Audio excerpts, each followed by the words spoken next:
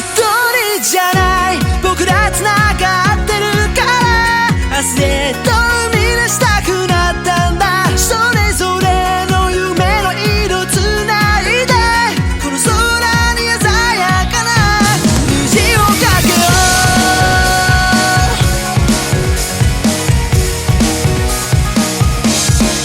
これといった取り柄もない劣等感と歩いてて死んだってないっていうかそれで楽しいのって君は笑って僕を追い越して心の中で一人になるとフラッシュバックならシンクロさせてマッシュ君とならできそうさ right now ready set go Hello and welcome to the Weekly Stuff Podcast with Jonathan Lack. And Sean Chapman. We are here to talk about stuff in the new year, Sean. This is our first show of 2020, our first show of a new decade, and Sean, our first show of season 9 of the Weekly Stuff Podcast. Does season 9 mean year 9? What is the season of this show? Season is just the year. Yeah, it's the 9th year. Yeah. Yeah, no, that's a lot of years. I mean, it's almost this whole decade. Almost this whole decade. This is not the first show we are well, it is the first show we're recording for 2020, but we're recording this before our last episodes of 2019 because we're recording some of these out of order. While you hear this, I will be out of the country, hence these are sort of some pre-recorded episodes. Last week, you heard us begin our trip down memory lane through this decade with with our top 10 films of the decade. We talked about our favorite movies. That was a really fun episode. You would have heard that last week. Next week is going to be all of our video game content for the decade. This week is a little more niche, but definitely very interesting because we are talking all about anime today, Sean. Or I should more accurately say, you will be talking all about anime, and I will be sitting very politely twiddling my thumbs. I have 50 anime that I have things to say about. Yes, we will be doing, first up, I have a list of the best TV of the decade. We're not going to go in depth on that because we've talked about a lot of it on the show very recently. But we will be talking about the best 10 live-action TV shows from the last decade. And then, Sean, you have prepared a list of the top 10 anime of the decade because you watch a lot of anime. But you also decided to mimic me. Do you want to tell the folks about the whole scope of your project? Yes, so our original plan was to record all these best of decade lists and while you were down here for Thanksgiving in Colorado and be in the room together.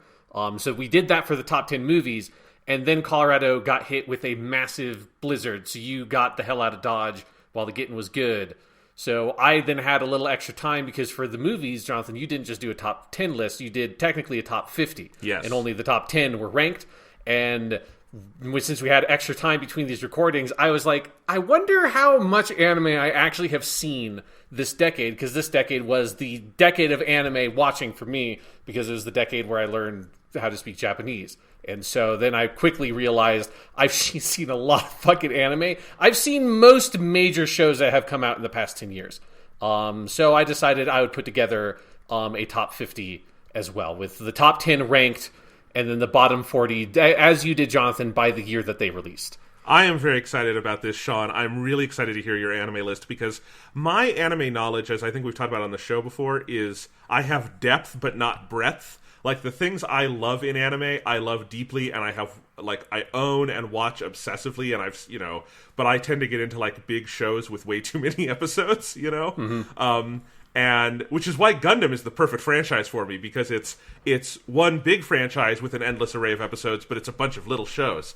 But anyway, so I have my franchises, but I don't watch sort of the normal, single core series that come out or something like that. And you do. So I'm really excited to hear your recommendations and a full top 50. I want to know how many of these I will have heard of and how many the average listener will have heard of. It'll be a great game to play.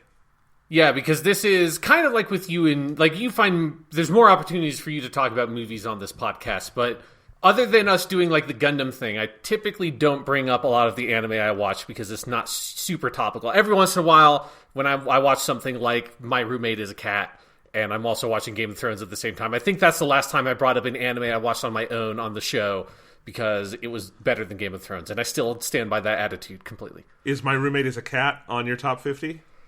No. No, it is Wow. not. It's good, but it's not in the top 50. No, again, I have watched a lot of anime because anime is it's the easiest thing to watch. It's a bunch of 20-minute episodes composed in 12-episode-long seasons, and usually that's as long as a full show ever gets. So it is about 4 to 5 hours of watching stuff in 20-minute chunks. That fits into your life real nicely. It has fit into my life very nicely for the past 10 years, basically. How many anime would you estimate you watched this decade? Over 100. I can confirm over 100 because I technically have, Jonathan, in front of me a list of 100 anime. And out of those, I bolded the top 50. Nice. Okay, well, we are going to be doing all of that today. Happy New Year to everybody. We're not feeling very New Year festive because it is November when we're recording this, but this will be our first episode of Season 9. I should have done what I do some years and try to list all the TV shows we have now run longer than, but I don't think I'm going to do that yet. I do not. We will, after this year, we will have beaten the original run of the X-Files. X-Files went says it's season. They got a little extra boost, but if you go by the original run, they got 9 seasons. So that's so. So what you're saying, Sean, is at the end of this year, we are going to have a finale that people will find variably satisfying, and then 10 years later, you and I will reunite for a really spotty series of episodes. Yes, I think that also means that either you or I need to be replaced with Thomas for most of this year. Like, not every episode, but most episodes, we need a different host. That's pretty good, because who replaced... It was a really cool actor. It was the guy from Terminator 2. It was... Yes, it's Robert Patrick from Terminator, who's the T-1000 from Terminator 2, who played Special Agent John Doggett in the last couple seasons of the X-Files. I think that's a compliment to Thomas. It also means you and I, in some combination, are Mulder and Scully, which is also a compliment. So I like this. Yeah, and I don't want to dissect which one of us is Mulder and which one of us is Scully. I don't want to dwell on that question for too long. I think it depends on the week. Yeah, that's definitely true. It depends on which one of us comes in more skeptical about the topic at hand. Yeah. All right. So, Sean, should we kick off with my list, which is TV shows? Yes, so yours is yours only live-action TV shows, or do you have anything else in there as well? Only live action. I think I initially pitched this to you, Sean, as only American, and then I remembered the giant flaming asterisk that would break that for us on this show. Yes. You all know what it is. And I'm going to be able to move through these kind of fast, because for episode 300 last year, we did our top 10 favorite TV shows of all time, and there's quite a bit of overlap there, either because of shows like that giant red asterisk that have been going on forever and were also in this decade, or shows that were from this decade primarily that were some of my favorites. So there's going to be some overlap, and I did not put a shit ton of thought into this, Sean. So, you can people can yell at me if you want. I'm very confident in my top 4 or 5, but I like the 10. The 10 are very good, and there's one that I almost forgot about, and I'm very glad I put on here. So there we go. So I think we kind of just the answer to this question has already been implied, but I just want to make it clear. So for your list, it didn't matter whether or not the show started in the decade, as long as it was airing at some point during this decade, it was viable for your list. Good question. I'm only judging the material from the decade. So, For instance, let's say I'm trying to think of a show that was not on my list. Okay, The Office. The Office is one of my favorite shows of all time. The Office only aired in this decade through 2011, which means its 2010s material were the last 2 seasons, which are largely awful. Therefore, The Office is not on my 2010s list. A different show like Breaking Bad might come up later, we'll see. Breaking Bad aired seasons 1 and 2 in the 2000s, so for the 2010s, all I can judge is seasons 3 through 6, which makes Breaking Bad look pretty good, right? So there's things like that, and that kind of was the overall balance for me there. Yeah, because for my anime list, because anime is a little bit different, I basically just, with the exception of one show, which is actually my number 1 show, which we'll get to, everything in my list started, and if it is finished, has finished over this decade, with the one exception that is barely technically didn't start in this decade, just because there's really long running stuff. I didn't even really consider something like Naruto, because that's just too confusing how you rank that when it's been running for 2 decades or something. But Boruto, you've got Boruto on there at number 1, right? Yeah, Boruto would be eligible. It's not in my top 50. Okay. It definitely would not be in my top 50. I like it okay, but that's sort of my methodology was, with this one exception, anything that started at some point over the course of 2010 was eligible. But anything that like prominently aired before the year 2010, I kind of just didn't even really consider on my list because it would have been too confusing to figure that shit out. Yeah, for me, like, this was easy because there are some, like I said, that cross decades, but it, like here, we'll just start with my number 10 because my number 10 is a great example. All right. So starting my countdown of my 10 favorite shows of the decade, my number 10 is Parks and Recreation. This was the sort of sister show to The Office, created by Mike Schur, starring Amy Poehler, Nick Offerman, Aubrey Plaza, Chris Pratt, and all the other wonderful people who were on this show. Parks and Rec, great series that started really rough because Parks and Rec has a famously bad first season that's only 6 episodes. It's got an awful pilot, bad first season, starts getting better in its second season, and then becomes really great. But Parks and Rec started in 2009, so its bad first season is entirely contained to 2009, and the first half of the second season is there. So what I'm talking about today is basically the second half of season 2, all through the end of the show's run in season 7, which means it's just pure good, like perfect Parks and Rec. And I could probably put this higher if I wanted to because of that. I put it at number 10. Parks and Rec is a show I deeply love. It's got, great characters, an amazing world, a good sense of humor. It's optimistic in ways that are very heartwarming. It's also a show that, by absolutely no fault of its own, has kind of faded for me a little bit. Like, it is the ultimate Obama-era TV show to me in a lot of ways, in that, like, I think it reflects a sort of optimism in government and people coming together that I think at the best of times under President Obama felt like it could be possible and true. It was always like a more optimistic vision, like government works better in Parks and Rec than it does in the real world, obviously. And that's fine. Like, it's good to, it's very Capra-esque, it's like, it's okay to tell stories that are sort of aspirational and not realistic.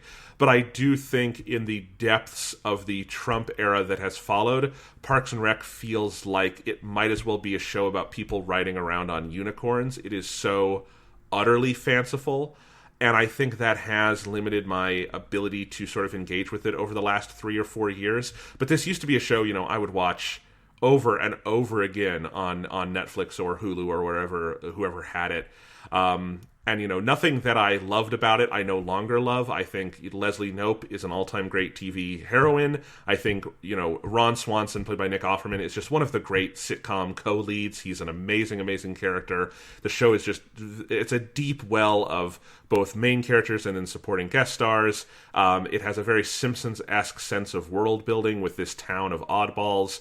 It's a great show. It's just less of a show for our time as the decade ends than I think it was a show for our time when the decade began. And there's also just things like some of the stars of it, like Chris Pratt and Aziz Ansari, have become kind of more complicated human beings since the show went off the air, let's just say. And there's just things like that sometimes make it hard to revisit. But I think it is obviously one of the great shows of this decade. And if you have never seen it, absolutely worth revisiting. Just start with season 2. You can skip that first season. It's fine. You do not need to. It's not like a premise-y show. Like you don't need to know the origin story of Leslie Knope. But that's my number 10. Yeah, Parks and Rec is an interesting show because I've never watched. I think maybe I watched the pilot back when it aired. But I've never really watched like a proper episode of Parks and Rec. But I've seen a lot of the show entirely through YouTube clips. Just like, here's just like a 3-minute clip of the show that surfaced through the YouTube algorithm. And I probably have seen a couple of hours worth of Parks and Rec entirely through that mechanism. So I have like this weird fondness for that show. And I get what you're saying about like the Obama era element of it is definitely there. But it is very, very funny. Yeah. It's the show is about, sort of the rise of Leslie Knope as like a do-gooder and optimist who has a lot of challenges along the way, but is ultimately rewarded by the system. And I'll just say, especially after Hillary Clinton lost in such awful fashion, it was like a dose of reality, like, no, I'm sorry. Sadly, our real world would eat Leslie Knope alive and spit her out, and it would be very sad. And like the harsh reality of that over the last couple of years has made it. My heart breaks for Leslie when I think about what the real world, like David Simon Wire version of this show would be, Mm-hmm. Yeah. Where Leslie Knope would probably be dead at the end of the first season. Anyway, The Wire would be probably the best show of the previous decade. Didn't air this decade.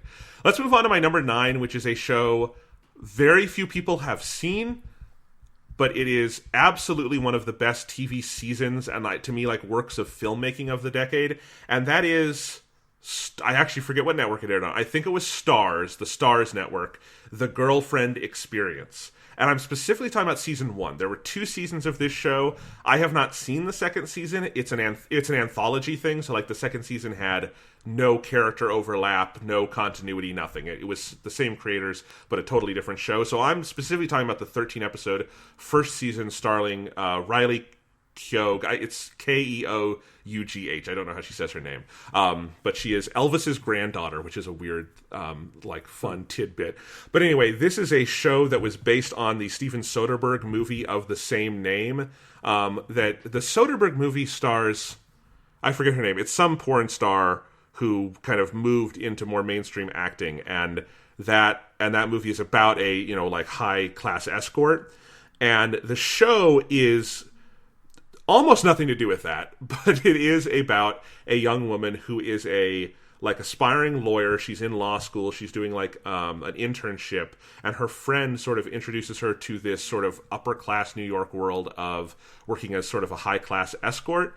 And she starts getting into that and making a lot of money, and eventually sort of that overtakes her other career ambitions. And I think in some ways, no show this decade had its finger more on the pulse of the moment we live in, other than maybe The Leftovers. And The Leftovers, which you'll hear about later, I think in a very emotional way. I think The Girlfriend Experience gets something about sort of young millennial distentation and dissatisfaction with the world in a way that I found unbelievably poignant, and is something I would love to revisit and write about in more depth, because I don't think there's been enough scholarly writing on this show. It really is an incredible work of art about sort of all the forces in modern life that have kind of made particularly middle class or higher white people just sort of miserable and distant from themselves and their world, and unable to kind of form a solid identity in the world we're coming up in. And the show is ultimately about identity and how it is built and shed and recreated. And it's a fascinating show. It's got great performances. Riley Keough, who is also in Mad Max Fury Road, which we talked about a lot last week. She's one of the sisters in that. It's a tremendous lead performance from her. I'm kind of bummed we haven't seen her in more sort of lead capacities like this, because she's an incredible actress. The finale of the show is just one of the best episodes of the decade. It is the finale is so weird. It's basically a 30-minute long role play session where it's entirely the character, so the actors in the real world acting as their characters, acting in a role play session. And it's an incredible sort of little allegory parable about all the major ideas of the show.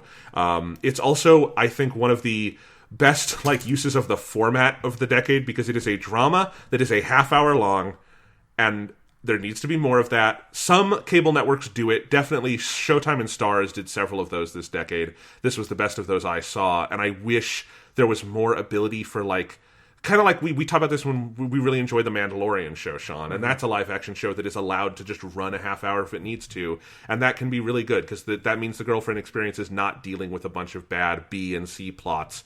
It's just 30 minutes of really great filmmaking every week, and it's absolutely a show everyone should see, and I feel like a lot of people probably haven't even heard of.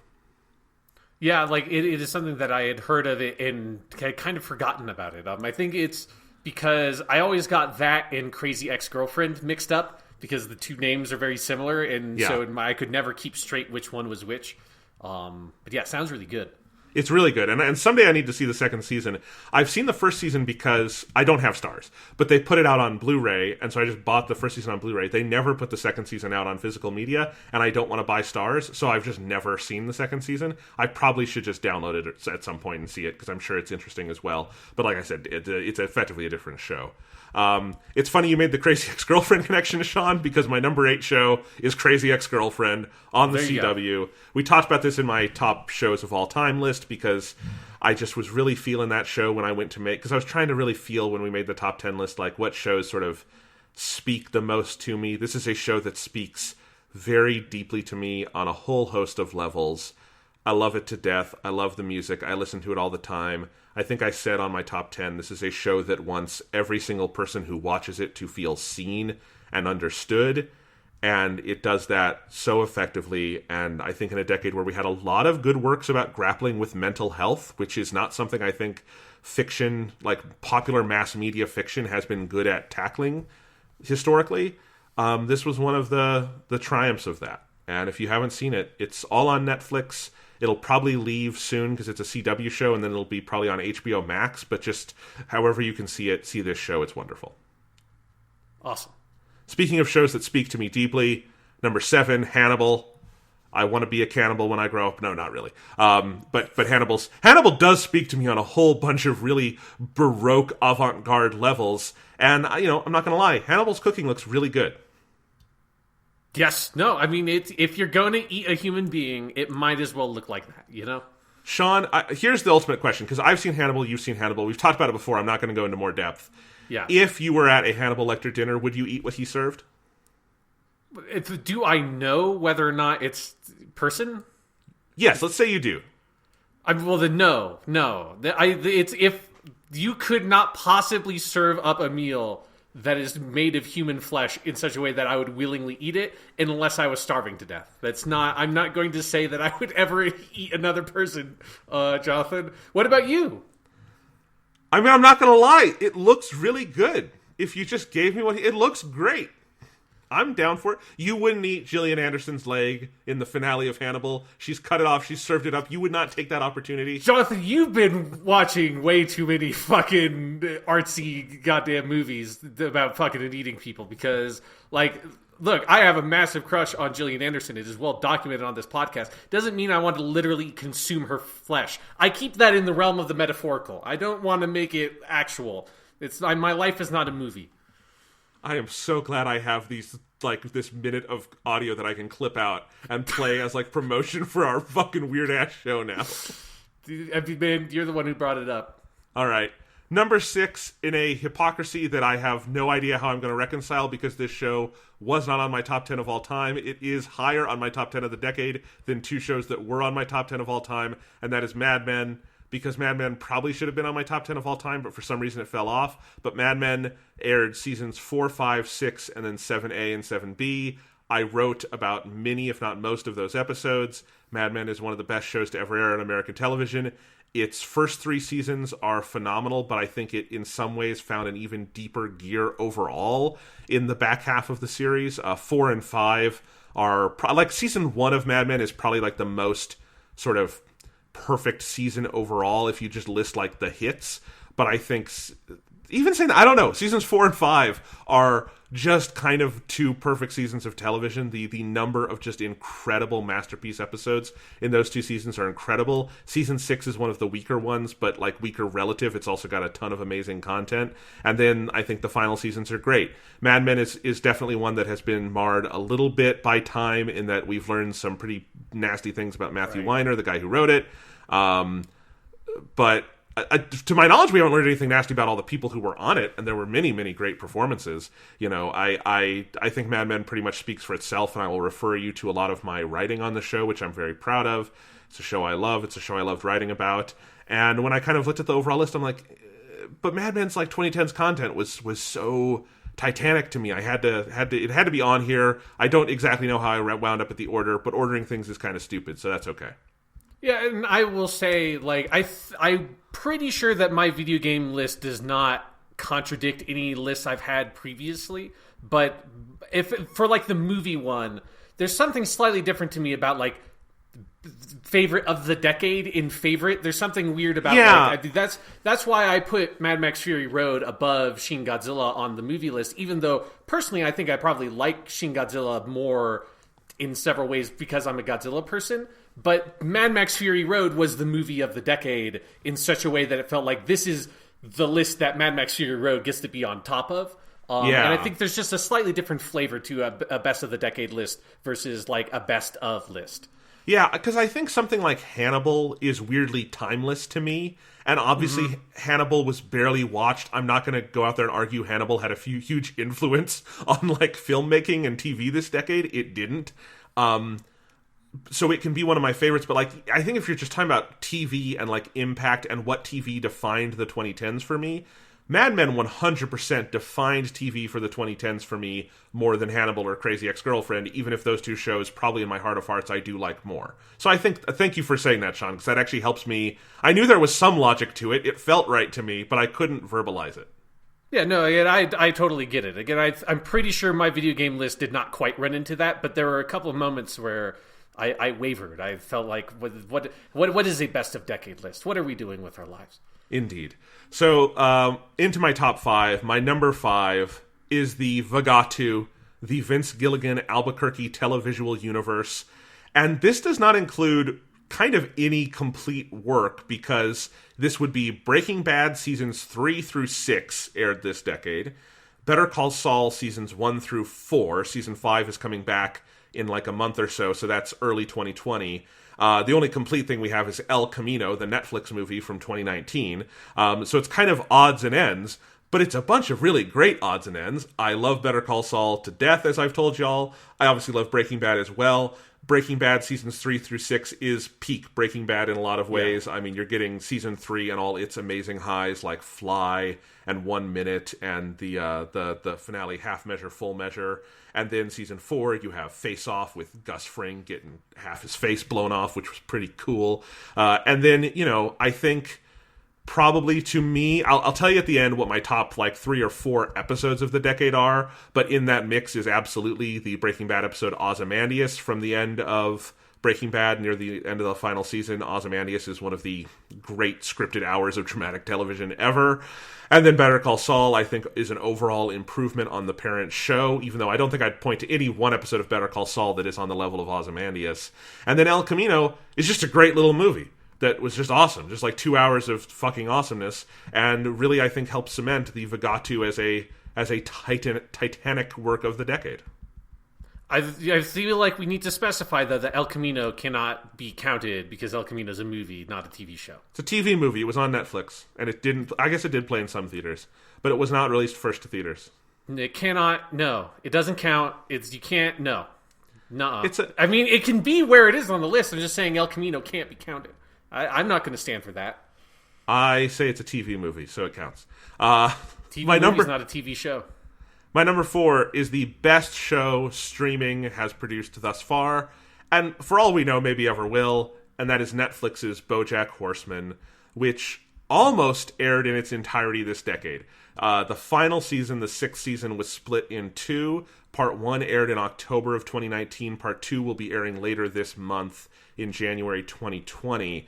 So BoJack Horseman almost finished. I don't know how it's going to end as of this recording, but I think the first 5.5 seasons are more than enough to say BoJack Horseman is one of the great shows of all time. I did not put it on my top 10 of all time list because I was basically, other than the big exception of Doctor Who, I was not listing like unfinished TV shows.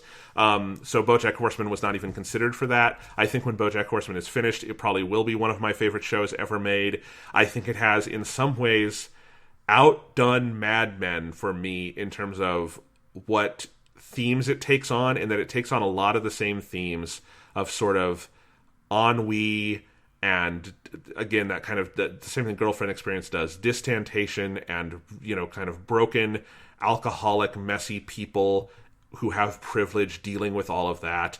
BoJack Horseman does in an entirely different way, because it is a weird show where animals and people live together, and the animals are people, and the people are kind of animals, and they all fuck, and that's not weird. And they're in a town called Hollywood because they got rid of the D on the Hollywood sign in a season 1 episode, so they all call it Hollywood now. And I say this every year with BoJack Horseman, I don't know if it is the funniest sad show ever made or the saddest funny show ever made, but that tension between how sad is it and how funny is it is what makes the show utterly, completely, entirely unique in the history of television. I have never seen anything that tries to do the balance BoJack Horseman does, because when this show is dark, it is dark in a way most American television does not go there. Even other shows on this list, like, it is properly, brutally dark. But when it is funny in a way TV shows are not. Like, even great sitcoms. Like, I love Parks and Rec. Parks and Rec doesn't make me laugh like BoJack Horseman makes me laugh. BoJack Horseman is a screamingly funny TV show that will also make you hurt inside. And I'm amazed that it exists. I am thankful for Netflix that it exists, because I don't know where else this crazy fucking thing would have gotten made, even though Netflix canceled its sister series, Tuca and Birdie, after one series. And that just... Fuck you, Netflix. That was not okay. But BoJack Horseman... one of the great shows of this or any other decade, and I look forward to seeing how it's going to end in a couple weeks, because the final episode of Season 6A is such an interesting sort of pushback against how most shows with anti-heroes end, and I am so fascinated to see just how bleak BoJack Horseman is going to get down the home stretch, because it feels like they're suggesting a pretty bleak ending to this thing. Interesting. Yeah, the BoJack. I have yet to pull the trigger on BoJack Horseman. It's almost done. You'll be able to do the whole thing if you want soon. Yes, that's probably where I'll wait. But it's also the other thing keeping me from doing it is the same thing with The Leftovers. Of that, like, this sounds like a depressing show to watch, and my life is stressful enough right now that I don't want to watch a depressing show. Yeah, I'll just say to transition. My number 3 show is The Leftovers, which aired 3 seasons in its entirety this decade. The Leftovers is a show that announces its darkness right off the bat. The Leftovers pilot is one of the most grueling hours of television you will ever watch. It is an emotional roller coaster, and it gets darker from there, before seasons 2 and 3 even out a little bit more. BoJack Horseman is kind of the opposite, in that the first season of BoJack Horseman does not fully play its hand in how bleak it's going to be. The first season is more comedic, and it really isn't until you get near the end of that year and into season 2 that they've set the table and they've shown who BoJack is, and now they're going to get into how broken he is, and that's when you start to realize, oh, there's more on this show's mind, and certainly by the time you get to the end of season 2, which has some of the just bleakest shit in it. So BoJack Horseman is kind of...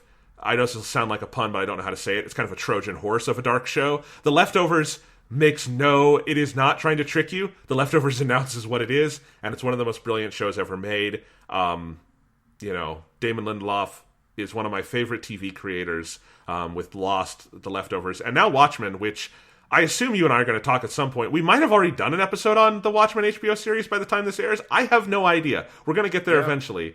But, he is one of the great TV creators ever, certainly of the 21st century. The Leftovers is his crowning achievement.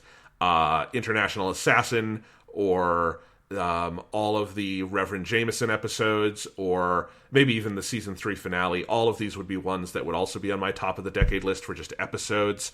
The Leftovers is an amazing show. It's only 3 seasons, so it's very nearly perfect in that it's got almost no fat on its bones. The first season is a little more up and down than the others, but seasons 2 and 3 are kind of flawless in my opinion.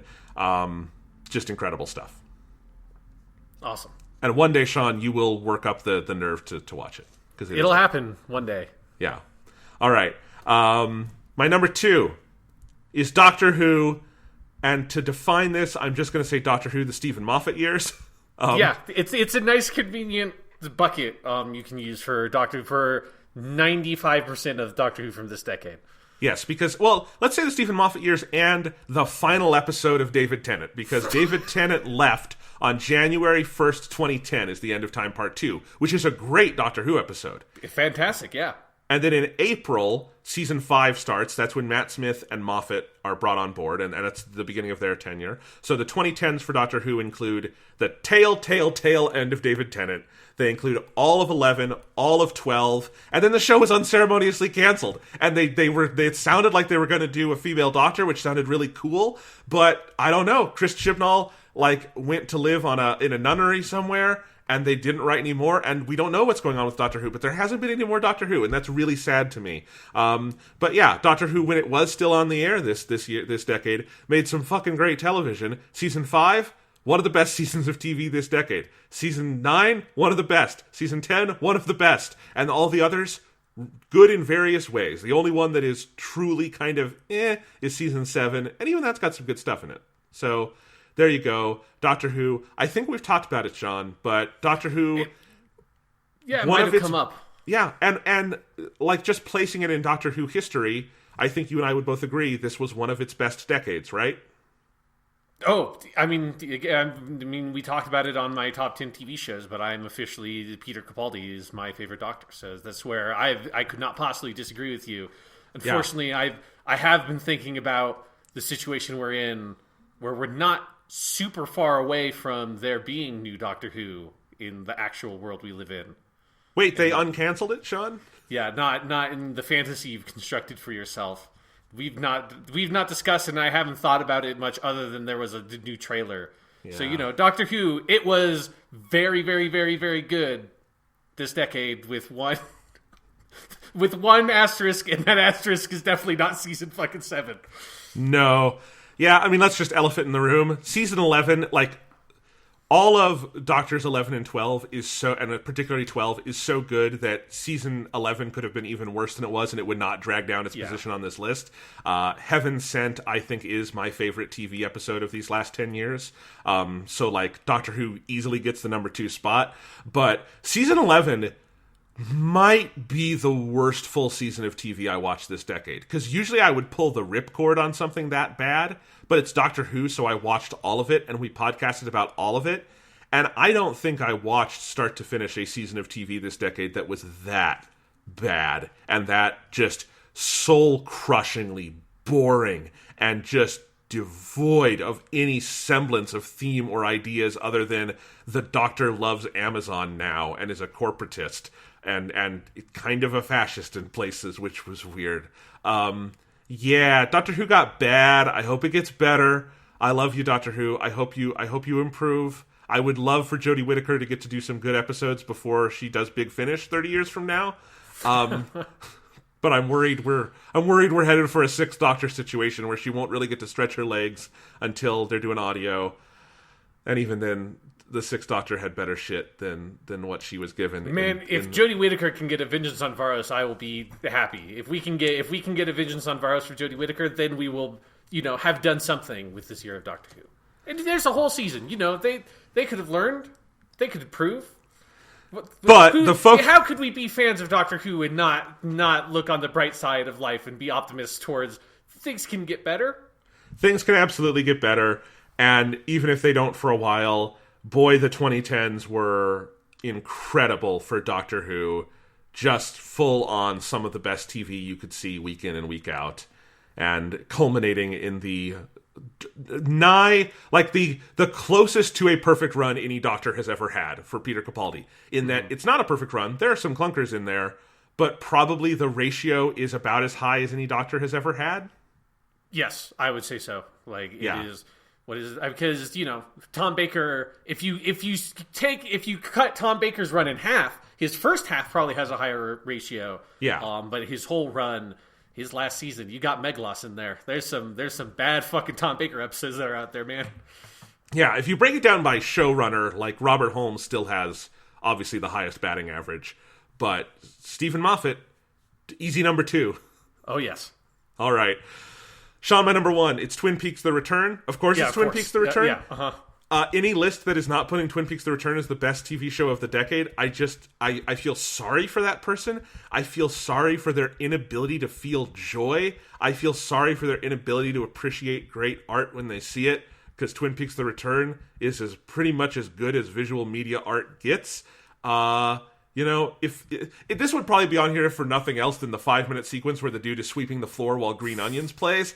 But that's just a minor pleasure of this season, because part 8 of The Return, which is the one with the nuclear bomb and all the other crazy shit that goes on, it's called God of Light, is probably up the it's Heaven Sent and then God of Light for me is like the 2 best episodes of the decade, and then maybe a little bit of Distance and then Ozymandias. But Twin Peaks: The Return, man, it gave us Dougie Jones.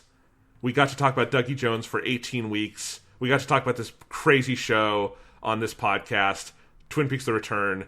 There's just honestly, it's the reason why I wanted to make a top 10 TV shows of the decade list, Sean, because there's never been a more obvious number one in the history of list making. Yes, yeah, especially if you're looking at, again, like the best of decade quality of it, because obviously we had Doctor Who as our number one of best TV show of all time, but that includes the whole scope of Doctor Who.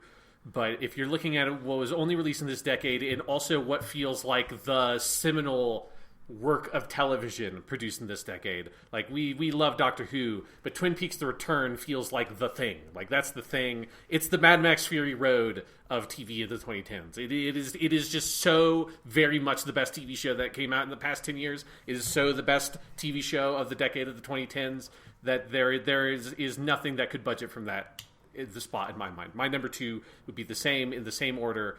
I love you, Peter Capaldi. I love everything about Doctor Who in the 2010s. But Twin Peaks: The Return is the best TV show of the past 10 years. Is the best TV show of the 2010s. David Lynch, you should make a movie with Peter Capaldi. Fucking yes! Put it all together. Yes. That'd be great. Man, that would be really good. That would be very good. You know what I want? Being Doctor Who, you have to learn how to act some weird shit and act opposite weird costumes and nothingness. Like he could handle whatever Lynch threw at him. Sean, I've got a suggestion. Twin Peaks season 4. It's always rumored that they're going to do more, right? Yes. Twin Peaks season 4 opens with Kyle MacLachlan as some version of Cooper, where we don't know yet. It's the beginning of a new season, right? And he's walking through the desert. He says to himself, he's talking to Diane somewhere. He says, Diane, I sure could use a damn good cup of coffee right now. He stops and turns and he sees a diner in the middle of the desert. He walks in. It's the Old Styles 50 diner from like seasons 8 and 9. And he sees Peter Capaldi playing his guitar behind the like bar. And Peter Capaldi whips him up some damn good coffee. And they just talk for like 4 hours straight about weird shit. Or like a good idea, alternative idea. It's the ending of Twin Peaks: The Return. Kyle MacLachlan turns around and says, "What year is it?" And then you hear, and then Peter Capaldi steps out and just says, "It's a very good question. Why don't you come with me and we'll go find out?" And then, and that's it. Is season 12 of Doctor Who and season 4 of Twin Peaks are the same TV show. I'm imagining, Sean, like the titles flying by. Peter Capaldi, Kyle MacLachlan, Doctor Who. God, can you imagine, like, whether it's fucking Twin Peaks or not, just Kyle MacLachlan as the companion in Doctor Who would be the fucking weirdest, best thing possible. Oh my god, I'd love that. Okay. I don't want to talk about this anymore. This is making me too excited for a reality we do not live in, sadly. It's the best thing about Doctor Who is that Doctor Who can cross over with literally any TV show. And if you're ever bored and like sitting in like, you know, the waiting room at a dentist or something, just sit there and imagine different weird crossovers with Doctor Who. It's a good time. Absolutely. You want to talk some anime? I think it's about time we talk about some anime, Jonathan. So, as I said earlier, my main methodology for the list was shows, with one exception, that were released and aired their entirety in the 2010s. I also have an extra feature on my list for only my top 10. My bottom, or my other 40, I didn't do this for because it would take a long time. But I realized with anime, you have to talk about anime, and you have to talk about anime bullshit. Because every anime comes with a certain quantity of anime bullshit. And this is not just like true of anime, it's true of all TV shows. But I have given specifically, and there are two shows in particular on my list that necessitate this, but it's useful measurement for all of them. So I have an anime bullshit level for all of these, which goes from 1 to 10. For using, Jonathan, your TV shows as like a measurement relative to that, like Parks and Rec would be a 1. Like, no bullshit. Like it's just a normal kind of comedy show. Something like Twin Peaks: The Return, that's probably like you're pushing like a 9, an 8 or a 9, maybe even a 10. So anime bullshit includes like, you know, gratuitous fan service stuff that might be in the show. It also just includes like weird, like, here's like characters that are just monologue for 5 minutes, or like anything that might be, you know, in the kind of tropes of anime. That's what I mean by anime bullshit level. So let's go ahead with my number 10. In my number 10, it was the hardest one to rank in many ways. It fluctuated a lot. It's one of the reasons why I'm glad to have the other 40 I can talk about, because there's probably about 10 other shows that could be my number 10. But I picked a show named Saiki Kusuo no Sainan, also known as The Disastrous Life of Saiki K. This is a show that aired 2016 to 2018. It has 50 episodes, and you can watch it on Netflix, so very, very easy to see. And it's a comedy show. So it's based on a long-running manga from Shonen Jump, and it is basically about a young man named Saiki Kusuo who's in high school, because almost all of these anime features a protagonist that is in high school, because that is what anime is. All of them have that level of anime bullshit level. And Saiki has one extraordinary thing about him, which is that he has psychic powers, and not just psychic powers. Like, his psychic powers are strong enough that if he wanted to, he could probably destroy the entire planet. So he just wants to live a normal life, not like really bother with anybody. He doesn't really want friends. He doesn't want to hang out. He just kind of like wants to sit around and eat pudding and just like read books and just kind of chill. You know, he just wants to vibe. That's what Saiki's life, what he wants to have. But he obviously, the kind of construction of the show is he gets pulled into a bunch of bullshit with all of his friends in high school that keep on kind of getting in his way and preventing him from just having the chill out life that he wants to have. I feel like I can relate. Yeah, we can all relate with Saiki. He is voiced by the great voice actor Hiroshi Kamiya, who's maybe the best male voice actor working like prominently today in the industry. And the whole like expanded cast of other characters is phenomenal. My personal favorite being Nendo, who's voiced by Daisuke Ono, who usually Daisuke Ono plays like really handsome, like tough dudes. Like, he's probably best known as the voice of Jotaro from JoJo's Bizarre Adventure. But here he gets to play a character that's just a big dummy. And Nendo's whole thing is that he's such a dummy that he's the only person on the planet that Saiki can't read his mind, because he's never thinking of anything. And so whenever he tries to read his mind, there's just nothing going on. But Nendo like acts like Saiki is his like best friend in the world, and their relationship is in many ways kind of the core of the show. Nendo is ridiculously funny. It's maybe the funniest like dumb guy character I've ever seen in a comedy. It's just, there's something about the performance in the character and the speed at which the comedy is delivered, because the show was originally constructed as like 5-minute shorts released online, and then they edited those together into 20-minute normal length anime episodes. So the comedy comes like fast and furious, and that pace is so effective, particularly for a character like that. You also have another personal favorite character of mine is a character named Kaido, who is voiced by Nobunaga Shimazaki. And Kaido is your classic, what is called the Chunibyo character. It's basically a character that he's in high school, but he like fantasizes about being this like dark, tortured hero of some like parallel dimension. And he's just like this kind of dorky kid. And every time he does something that he thinks is super cool, but is actually phenomenally lame, the show breaks out this sick like 80s hair metal song that plays that has like the lead singer just starts singing Judgment Night of da-da-da-da, and then the guitar comes in. It's just a really, really goofy show that is a really great time. You really kind of fall in love with the characters. There's not a lot of like A-plot kind of material. It's mostly just here's a couple of really good gags, like then move on to the next skit and the next kind of bit with these characters. And it introduces new characters to keep the comedy fresh at a really, really nice clip. So it gets an anime bullshit level of 3. It's a very kind of, you know, normal, like there's a little bit of weirdness in it, nothing, like no like objectification or anything like that. It's more just like, here's some kind of weird conceptual stuff that pops up in a couple of the jokes. But generally speaking, if you want like just watch a fun comedy anime, this is one that would be good for basically anybody.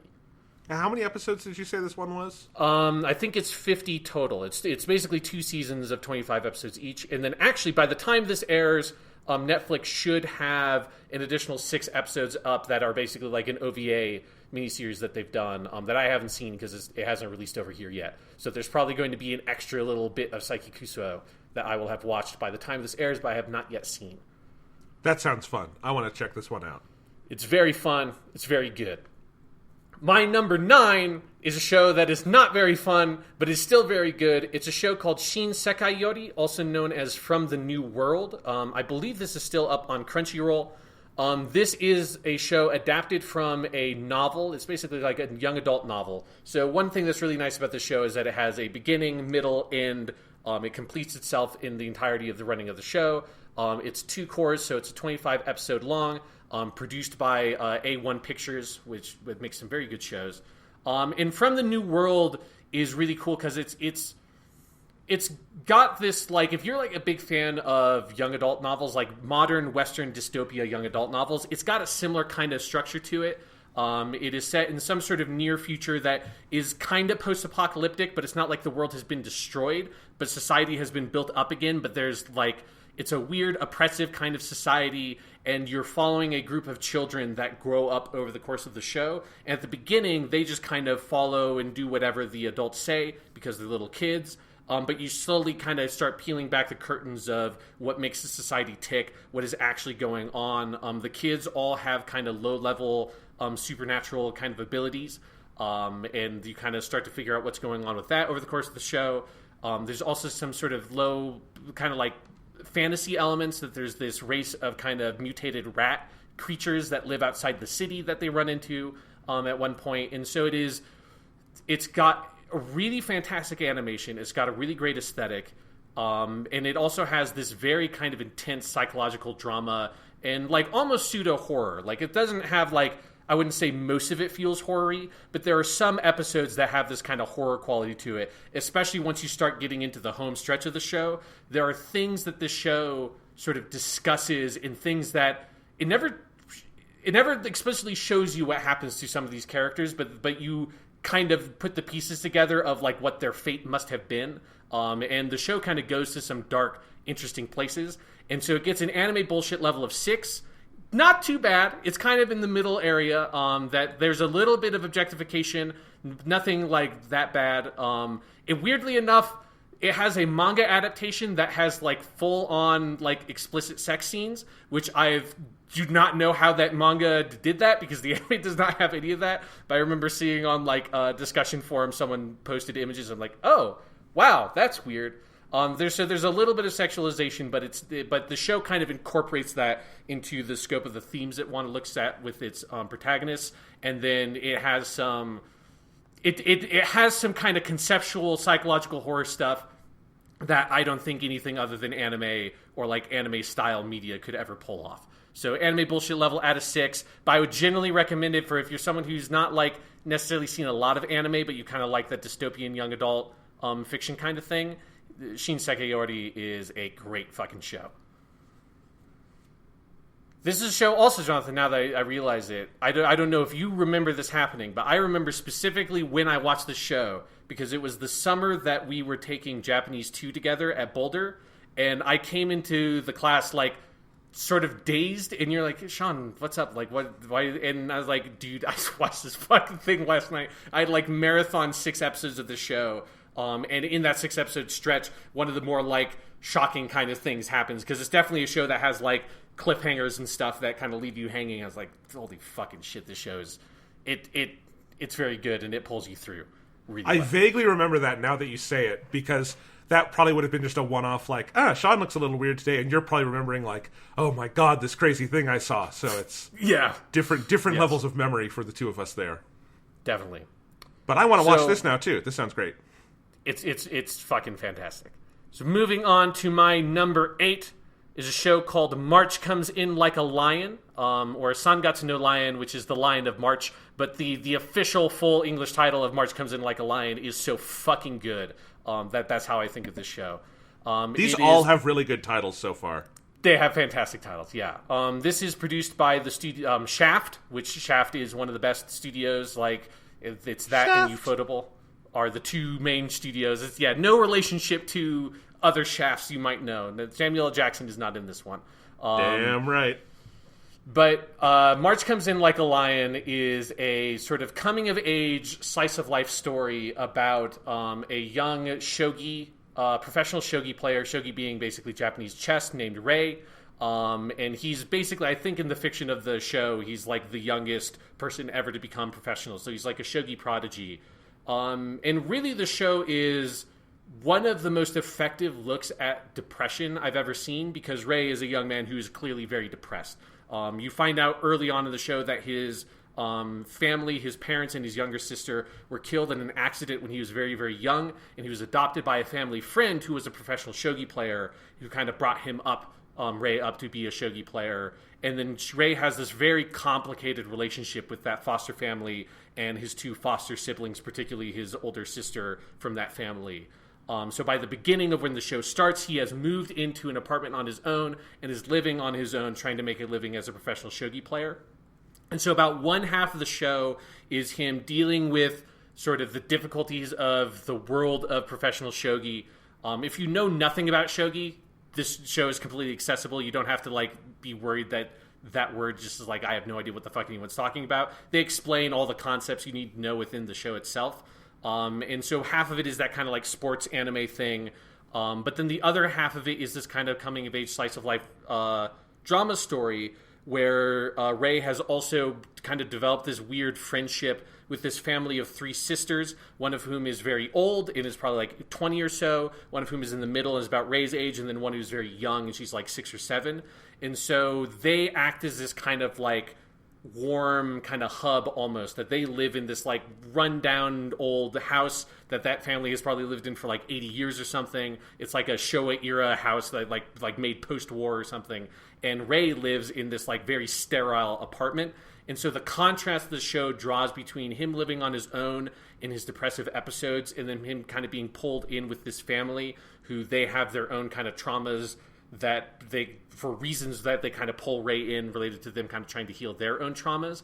And so the way that the psychological realism of the show between the characters and how their relationships form and why they kind of need each other is so effectively drawn. It is also a show that has a really great animation style. The original mangaka or manga creator is a woman, Chika Umino. And so the manga has this kind of pseudo shoujo artistic style to it that Shaft kind of carries through into the anime. And so it has a very distinctive look for the genre it's in.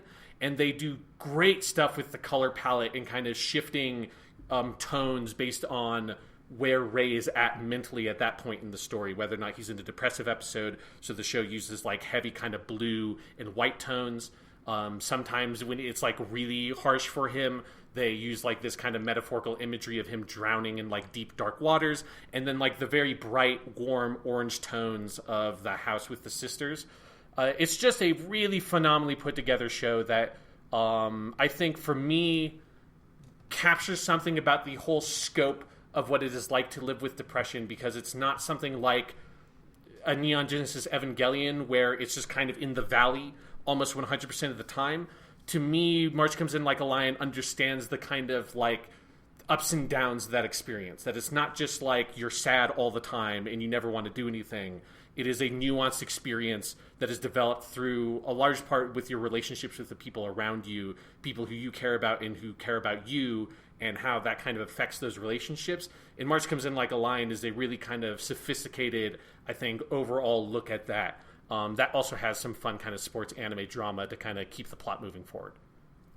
Did you know, I was looking this up, Sean, there's also a 2-part live-action adaptation, and it has phenomenal titles as well, because the first movie is called March Goes Out Like a Lion, or Comes In Like a Lion, and the second part is called March Goes Out Like a Lamb, which I love that there's a movie called March Goes Out Like a Lamb. That's even better. Yes, I have not seen the live-action March Comes In Like a Lion movies, but hopefully those are good too. Yeah, it's weird. They came out right in the middle of the anime airing, which I think is kind of funny. I haven't heard of something like that happening where the live-action and anime were, simultaneous. Yeah, I mean, it's clear that, March Comes In Like a Lion, because it's, 44 episodes, I think. So it's... It aired over, 3 years, is what I was seeing. Yeah, so it's got a good kind of chunk of episodes. Because I watched the first season, or, the first 25 episodes twice, because when the second season came out, I rewatched through that first chunk again, because it's very, very good. And it gets an anime bullshit level of 2. You can... Anybody, all comers, just watch March Comes In Like a Lion. I don't care what your background is, what your interests are. I think everybody will find something to really love about this show, and there's nothing that I think that would push you away. Awesome. Talking about, instead of shows that won't push you away, let's talk about what is so far the highest anime bullshit level, which is Kill la Kill, which has an anime bullshit level of 9. Wow, that's good. Yes. So Kill la Kill is a show put out by Studio Trigger. It came out 2013 to 2014. It's 24 episodes. It's an original anime production, so it's got a beginning, middle, and end. March Comes In Like a Lion is adapted from an ongoing manga, so it's not over yet. So if you are a fan of the anime, who knows if they'll ever make more of it. I don't know what the ending is. Kill la Kill, if you want to watch something that is complete unto itself, Kill la Kill is a wholly original production.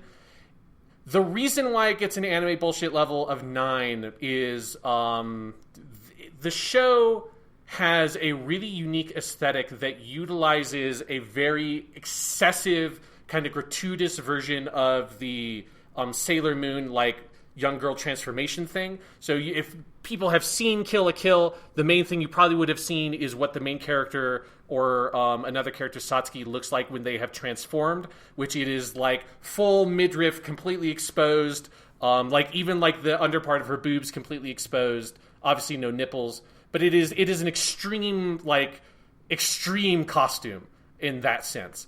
And so for a lot of people, that immediately is a complete turnoff, and if that is a complete turnoff, I get why you'd want to stay away from the show.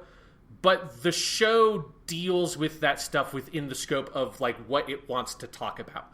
So Kill la Kill is it's kind of got a very complicated full, like, if I wanted to lay out, it would take me like 10 minutes to lay out the full plot of the show and explain everything that it's doing. The core premise is you have your main character, Yuko, who comes to investigate this school called Honnoji Academy that is ruled by its student council, because this is anime and the student council always rules whatever school they're in, with the student council president being the best character in the show, the Vegeta of the show, Kiryuin Satsuki, who starts out as the rival character and then becomes like a co-protagonist about halfway through the show.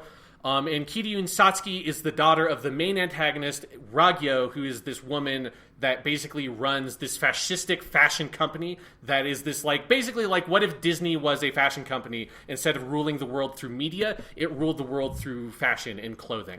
I actually think fascistic fashion company is already a great name for a company. Yeah. If you just wanted to start that.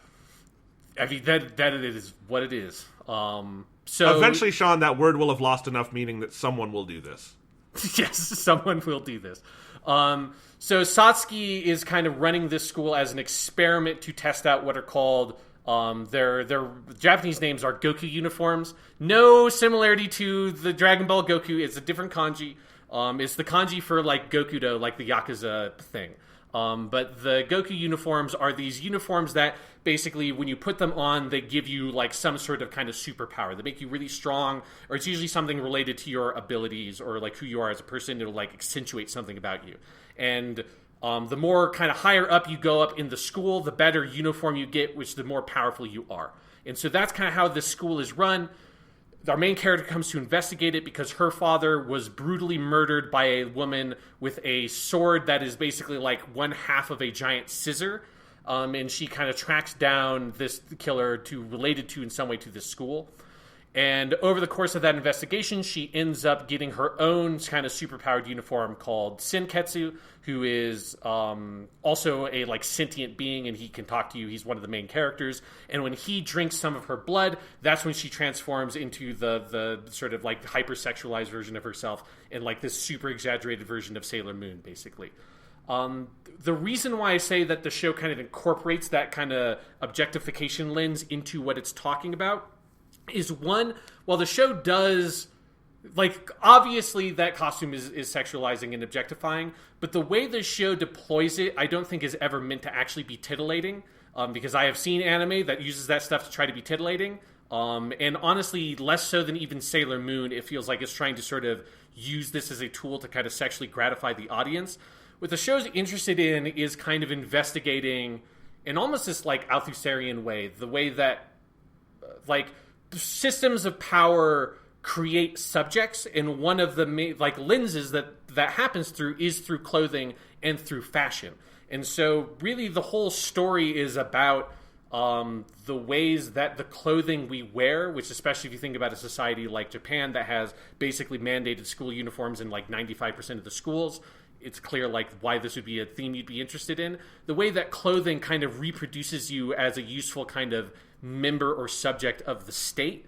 and that Ragyo is doing that deliberately. And then the overall plot, as it goes on and kind of gets more ridiculous, it makes those concepts like kind of very literalized in a fantasy way.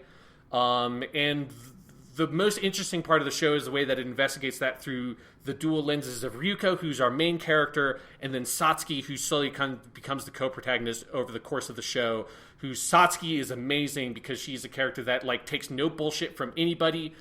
She doesn't give a fuck. Like, she knows what she wants, she knows how she's going to get it, and she's just going to move forward and no one's going to stop her. And so she eventually gets a sort of similar outfit that Ryuko has to kind of match her power level, but instead of being embarrassed by the kind of the ridiculous look that it has, that Ryuko is, Satsuki's just like, I don't give a shit. Like, if this thing would make me 1% more powerful and I had to be completely nude, who gives a fuck? It makes me more powerful. I can use it to be a more powerful person in society. And the kind of like dueling perspectives that they have is kind of the main backbone of the show.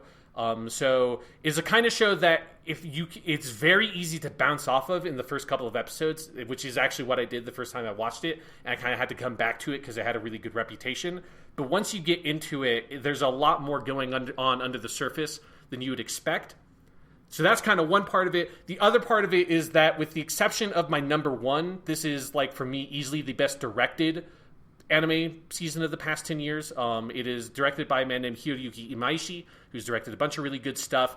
And Kill la Kill is not the highest budget show, but it uses its budget in the most creative way possible to produce a truly unique, really powerful aesthetic.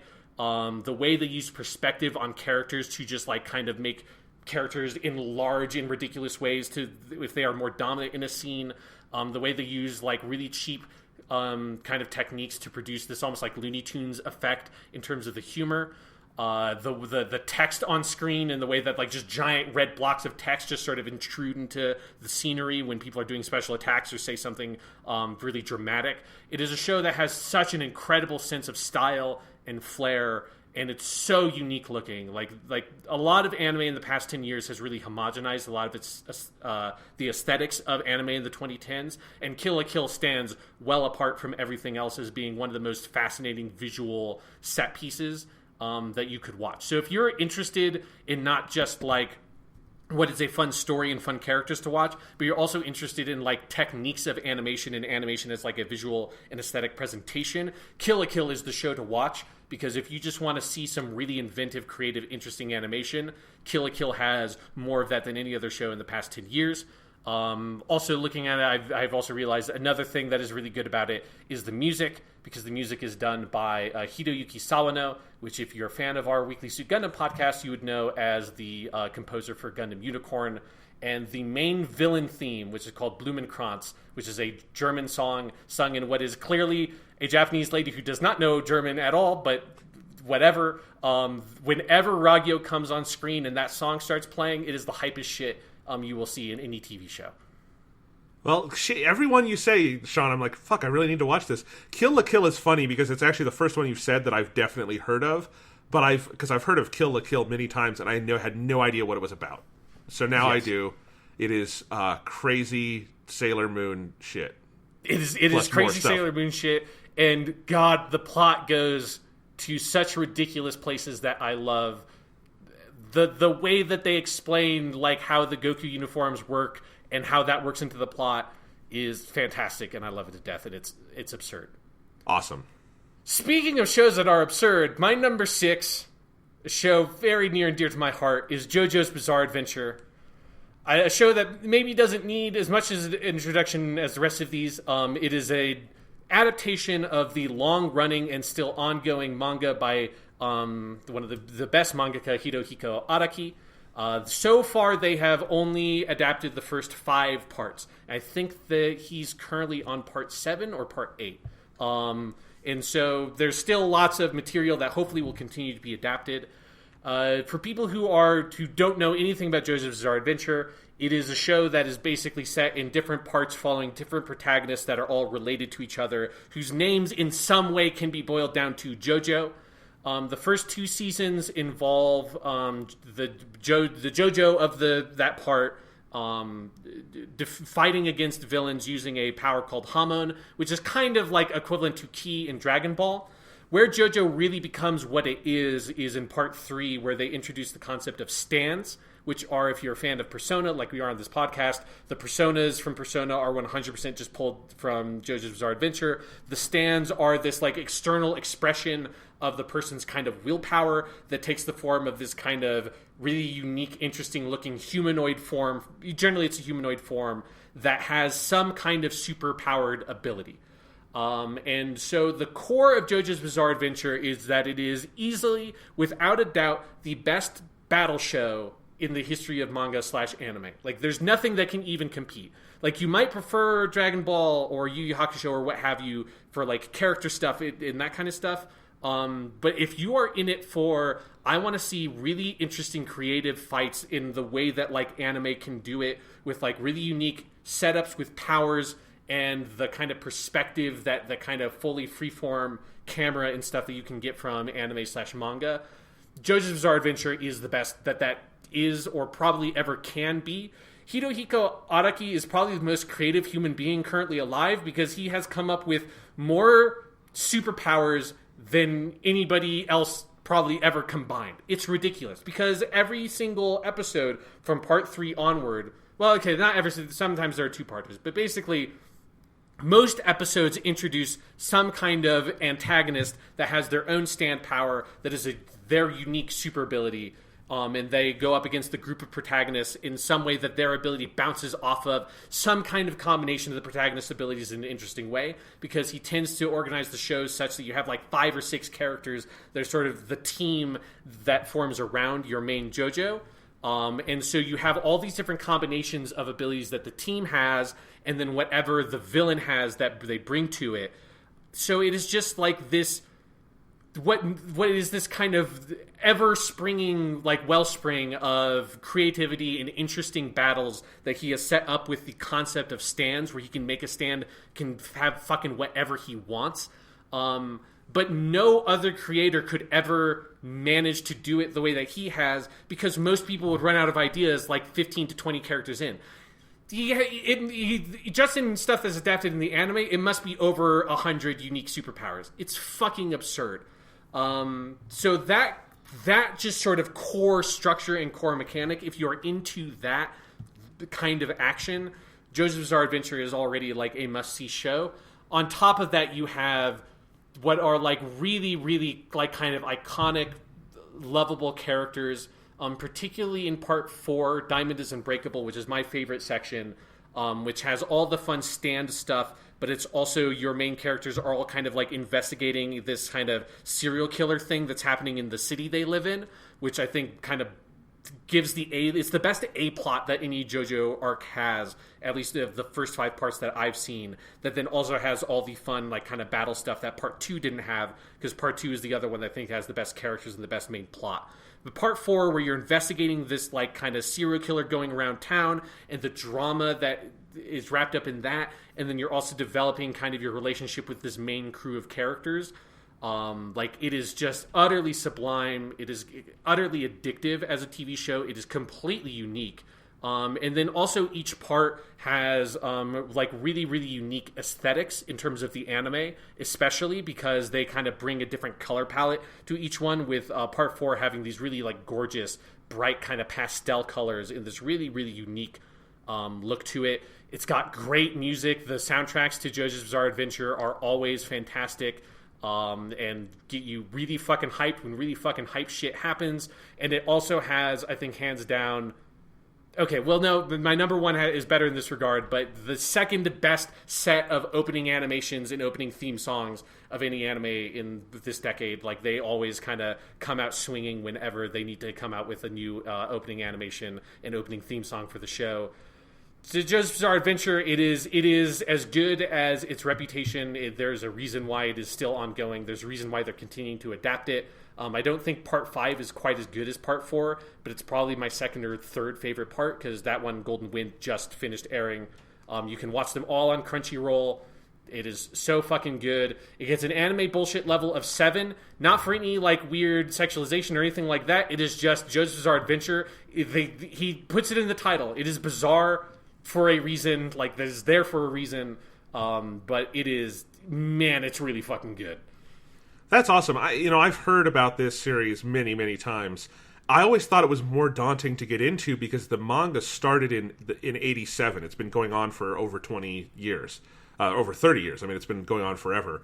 And so I assumed always that the anime had been like in and out for decades. I didn't realize that the main anime was entirely this decade that they started doing it. There have been a couple of OVA adaptations of bits and pieces in like the 90s and stuff. But yes, this has been the same core team adapting it since 2012 when they did parts 1 and 2 kind of as one combined season. And yeah, like, even if you, like, I would recommend starting from the beginning and watching all the way through, but you could honestly, if you wanted to just watch part 4 explains itself well enough. They're like returning characters and concepts, but part 4 you could watch on its own. Like, part 3 you could watch if you wanted to start there and get into all the stand stuff if the Hamon battles aren't as interesting to you. And I think part 2 is so good that I would recommend pushing through part 1, which is a little bit kind of, it's a very, as far as I can tell, is a very straight adaptation of the manga. So the manga was really finding itself in part 1, so the anime feels like it's finding itself in part 1.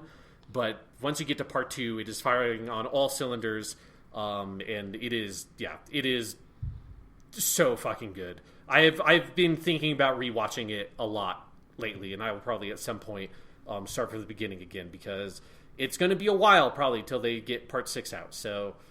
Yeah, and I have not heard before of an anime adapting manga from like 25 years ago. That's generally pretty rare. It's usually like it gets adapted as it's coming out, or it doesn't, Well, a lot of people say that the part that he's working on right now that's been running, it's the longest running part of JoJo's in the manga, that a lot of people say that it's the best part in the history of JoJo's. So that's amazing. That's cool. Yeah. So I feel like there's a lot of interest in Japan around JoJo's, and it's kind of like helping the show keep on coming out, which makes me really happy, because it's that thing of where I'm constantly nervous that they're just going to stop at some point, and so far they've kept on going. So hopefully they keep it up, because it's really fucking good. My number 5 is a show called Fate Zero, or Fate/Zero. I've never heard anybody say the title of this show or its original source material out loud, so I don't know how you're supposed to pronounce it. But Fate Zero is a prequel to a visual novel that was also adapted into an anime series called Fate Stay Night. And I've read the visual novel, and I've also seen the anime adaptations of Fate Stay Night, and I think Fate Zero is the best thing in that franchise. So it's sort of set in that world. But it is based, the Fate Zero anime is based on a light novel written by Gen Urobuchi, who is also the writer for another show that is higher up on this list. And he was also the writer for the anime as well. So it's a kind of like weird web of adaptations that get you to what Fate Zero is. The basic premise of the Fate franchise is it is set in more or less modern day Japan. But it has a fantasy element to it. So in modern day Japan, you have people who are mages and they can wield magic. And then there's also a sort of I think it's supposed to just literally be the Catholic Church. But it is like the Catholic Church has these like priests that are real badass motherfuckers that also do magic stuff and kind of are against the mages. And every once in a while, I forget what the timeline is, but eventually a thing called the Holy Grail manifests somewhere on Earth, and there is what is called a Holy Grail war, where the mages, and usually the church gets involved in some way, compete in this kind of like tournament. I think that has 7 different participants over who can kind of get the Holy Grail, and the Holy Grail will like grant a wish or something of that nature. People don't really understand what it is that the Holy Grail is going to do. They just know it's really powerful and they want it. When the Holy Grail manifests, with it also manifests 7 different superpowered characters called servants that are basically these kind of manifestations of either actual historical figures or like really, really famous fictional characters that have kind of become parts of the kind of public subconscious. and these servants manifest and enter into contracts with a powerful mage that is participating in the Holy Grail War. So that is what happens in the original Fate Stay Night. Is you see one of these Holy Grail Wars, and like one of the main characters that manifests is a servant that is King Arthur. And in this fiction, King Arthur was originally actually a young woman who disguised her gender because she would not have been allowed to have power in the patriarchal system that she lived in. And she's basically like the main servant character that is the servant for the main character of the show in Fate Stay Night. In Fate Zero, she had also manifested in the previous Holy Grail War, so you have her, and then you have a bunch of other kind of fun historical figures. My personal favorite being Alexander the Great in Fate Zero, who is voiced by Akio Otsuka, the great legendary Akio Otsuka, which is the perfect fucking casting. That is so cool. It's so good, and I have to admit, Sean, overall, this one was not piquing my personal anime like meter all that much. And then you said Akio Otsuka plays Alexander the Great, and I'm like, okay, where do I find this show? It's fantastic because like in it's hard to talk about Fate Zero or Fate Stay Night because the premise is so high concept, and there's like a lot of stuff that gets kind of wrapped up in that. I mean, Fate Zero has basically a double-length opening episode because there's so much stuff you have to move through. Because I should say, you can watch Fate Zero without having seen the original or read the original visual novel. There are, like, obviously little cameos and things that you'll miss. But the story for Fate Zero is the story for Fate Zero. And if you go from Fate Zero to watching the Fate Stay Night anime, there's a lot of, like, fun stuff that you will see that, like, how Fate Zero sets up characters for Fate Stay Night. But yeah, so the show is, that's kind of like the core premise, and it's these 7 mages kind of all competing together, and they form like alliances with each other, and there's like backstabbing, and so just the mechanics of this like kind of magic war that involves these sort of superpowered versions of historical figures. Because when I say superpowered, I mean like, you know, Saber / Arturia, King Arthur, she, you know, takes out Excalibur and she screams, "Excalibur!" and a giant, like, skyscraper high beam of light summons from her sword, and she swings her sword down and it makes, like, a crater in the earth. Like, it's ridiculous anime kind of fights. And this is animated by Studio Ufotable, which is one of the best studios working in anime in this decade. Like, it is one of the most gorgeously animated shows you will see. The action scenes are utterly spectacular. But then the other core thing that makes the show so good is that the plot is basically structured like a Greek tragedy. And so it is a dark fucking show. And Genu Urobuchi is known for creating really dark content. It's not as dark as the thing that's higher up on my list that we will get to in a little bit, but it is very dark, and especially he uses its place as a prequel that Fate Stay Night basically tells you more or less what happens in this Holy Grail War if you have seen that show or read that visual novel. So it is set up as like, oh, like the conclusion is inevitable.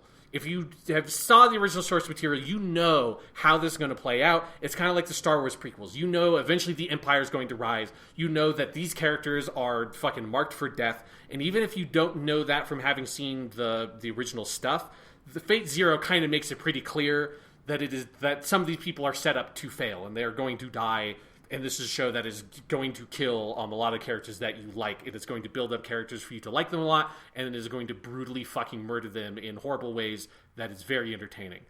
So it just has peerless, I think, character drama, peerless action scenes. The overall pacing of it is fantastic. It's a show that you can just not put down because it's always got all these cliffhangers and you're kind of always wanting to go forward. And then also, I am a big fan of the Fate franchise because I think they're weird animated up versions of historical figures / like fictional characters is fantastic because obviously King Arthur's not actually real.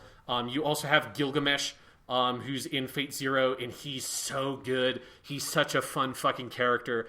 And there's a episode at the middle point of Fate Zero. I forget what the episode's called, but it's basically like called the Banquet of Kings. Because you have these 3 characters, Arthur, who is the King of Kings, you have Alexander, who's the King of Conquerors, and then you have Gilgamesh, who is from the Tale of Gilgamesh, the like oldest extant epic poem that we know of that has existed, and he is the King of Heroes. And so it's these 3 different weird sort of historical figures / fictional characters coming together with their own kind of backgrounds and opinions on what it means to rule justly, and they hold this kind of truce and this debate among the three of them over who should have the Holy Grail, based on like who will use it most appropriately, who will use it most justly. And the show just has this very kind of savvy read, I think, on these exaggerated versions of the characters they pull from, that none of them are like exact. Like, it's not, I don't know if the guy, I forget, Nasu, the guy who originally created the franchise, I have no idea if he's like read every single King Arthur story ever, because he's not necessarily pulling from that. He's more pulling from, and this is in the fiction of the universe, this is how it works, he's pulling from the cultural understanding of who these people were or what these characters are like, and he leverages that kind of cultural understanding of the characters super, super effectively. And if you're a fan of like mythology and that kind of like military history, it uses those figures in ways that I think is like really, really compelling and really fun. And then, characters die horrible deaths on top of it. So it's a great show. It's very hard to talk about because there's a lot going on in it. But I would highly recommend it. It gets a anime bullshit level of 6, so it's got some anime bullshit in it, but it's and most of that is for like the dark fucking nonsense that like the show, again, anime when it goes dark in ways that other stuff is not really willing to go. But it is really well executed, and it is also on Netflix, so it is very easy to watch. Excellent. All right, my next show, a heavy contrast to Fate Zero. It's the lowest anime bullshit level of any show on my list. It has an anime bullshit level of 1, and it is a show named Non Non Biyori, which is basically nonsense. Like, you can't really translate that title. Non Non Biyori is a show that is set in modern day Japan in like the middle of nowhere. It's basically in the middle of the countryside. It's like the equivalent of in America, you just being in the middle of Wyoming, where there's like 6 kids that go to the school, and the school is like there's one teacher in the school, and the teacher is the older sister of one of the students, and like one of the kids is 6 years old, and the oldest kid is like 15, and the school serves everyone of all ages because there's only like 6 kids. It's that kind of like you're in the middle of absolutely nowhere setting. In the first episode, one of the main characters, Hotaru, arrives here. She is originally from Tokyo, so she's kind of your point of view character in the first episode to kind of introduce you to the rest of the cast.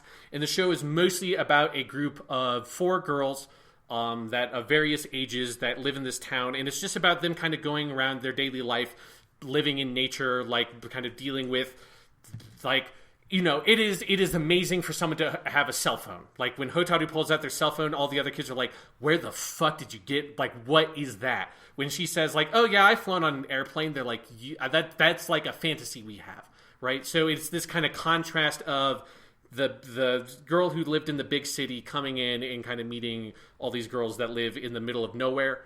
The main star of the show in my heart is the youngest girl, Renge, who she's probably like 6 or 7. She's very young, and that character is realized so effectively. She is incredibly hilarious. The performance is by an actress named Kotori Kowai, and Renge has this like super, super, super heavy country accent because she's so young. And so the manner of speech, if you know anything about Japanese, is just like, it's a really funny kind of sounding performance, and she brings a lot of like life and energy to it. Especially because Renge is like, she's very young, but she's weirdly kind of almost like world weary. There's like this aspect to her where she's just like kind of lazy and tired. And it's hard to explain, but the character is really kind of singular in the expression of kind of youth in this setting. And she's so much fun. The show has 2 seasons, so it's basically 24 episodes. There's also a movie that came out that I have not seen yet, and they have announced a 3rd season of No No Biyori. They're all available on Crunchyroll.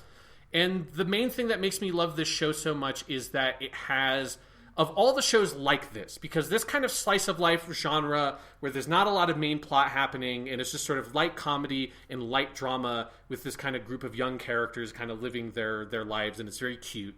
It's a really hugely popular genre of the past 10 years, and No No Biyori is the best of them because I think it's got a fantastic sense of pacing. It knows when to switch between, here's like a big kind of comedy moment to now let's tell like a little kind of pocket story that is more dramatic and gets into something about like the psychology of these characters in the lives that they're living.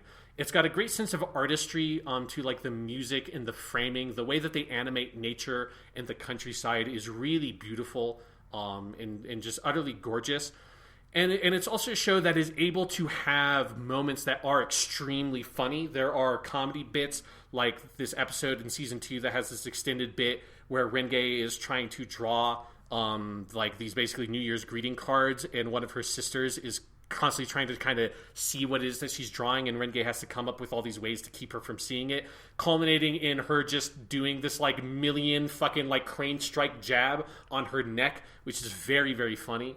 And so it has these like really hilarious like long comedy skits. It also is the show that I think if you do not cry multiple times watching this show, or at least tear up, there's something that is just physically wrong with you.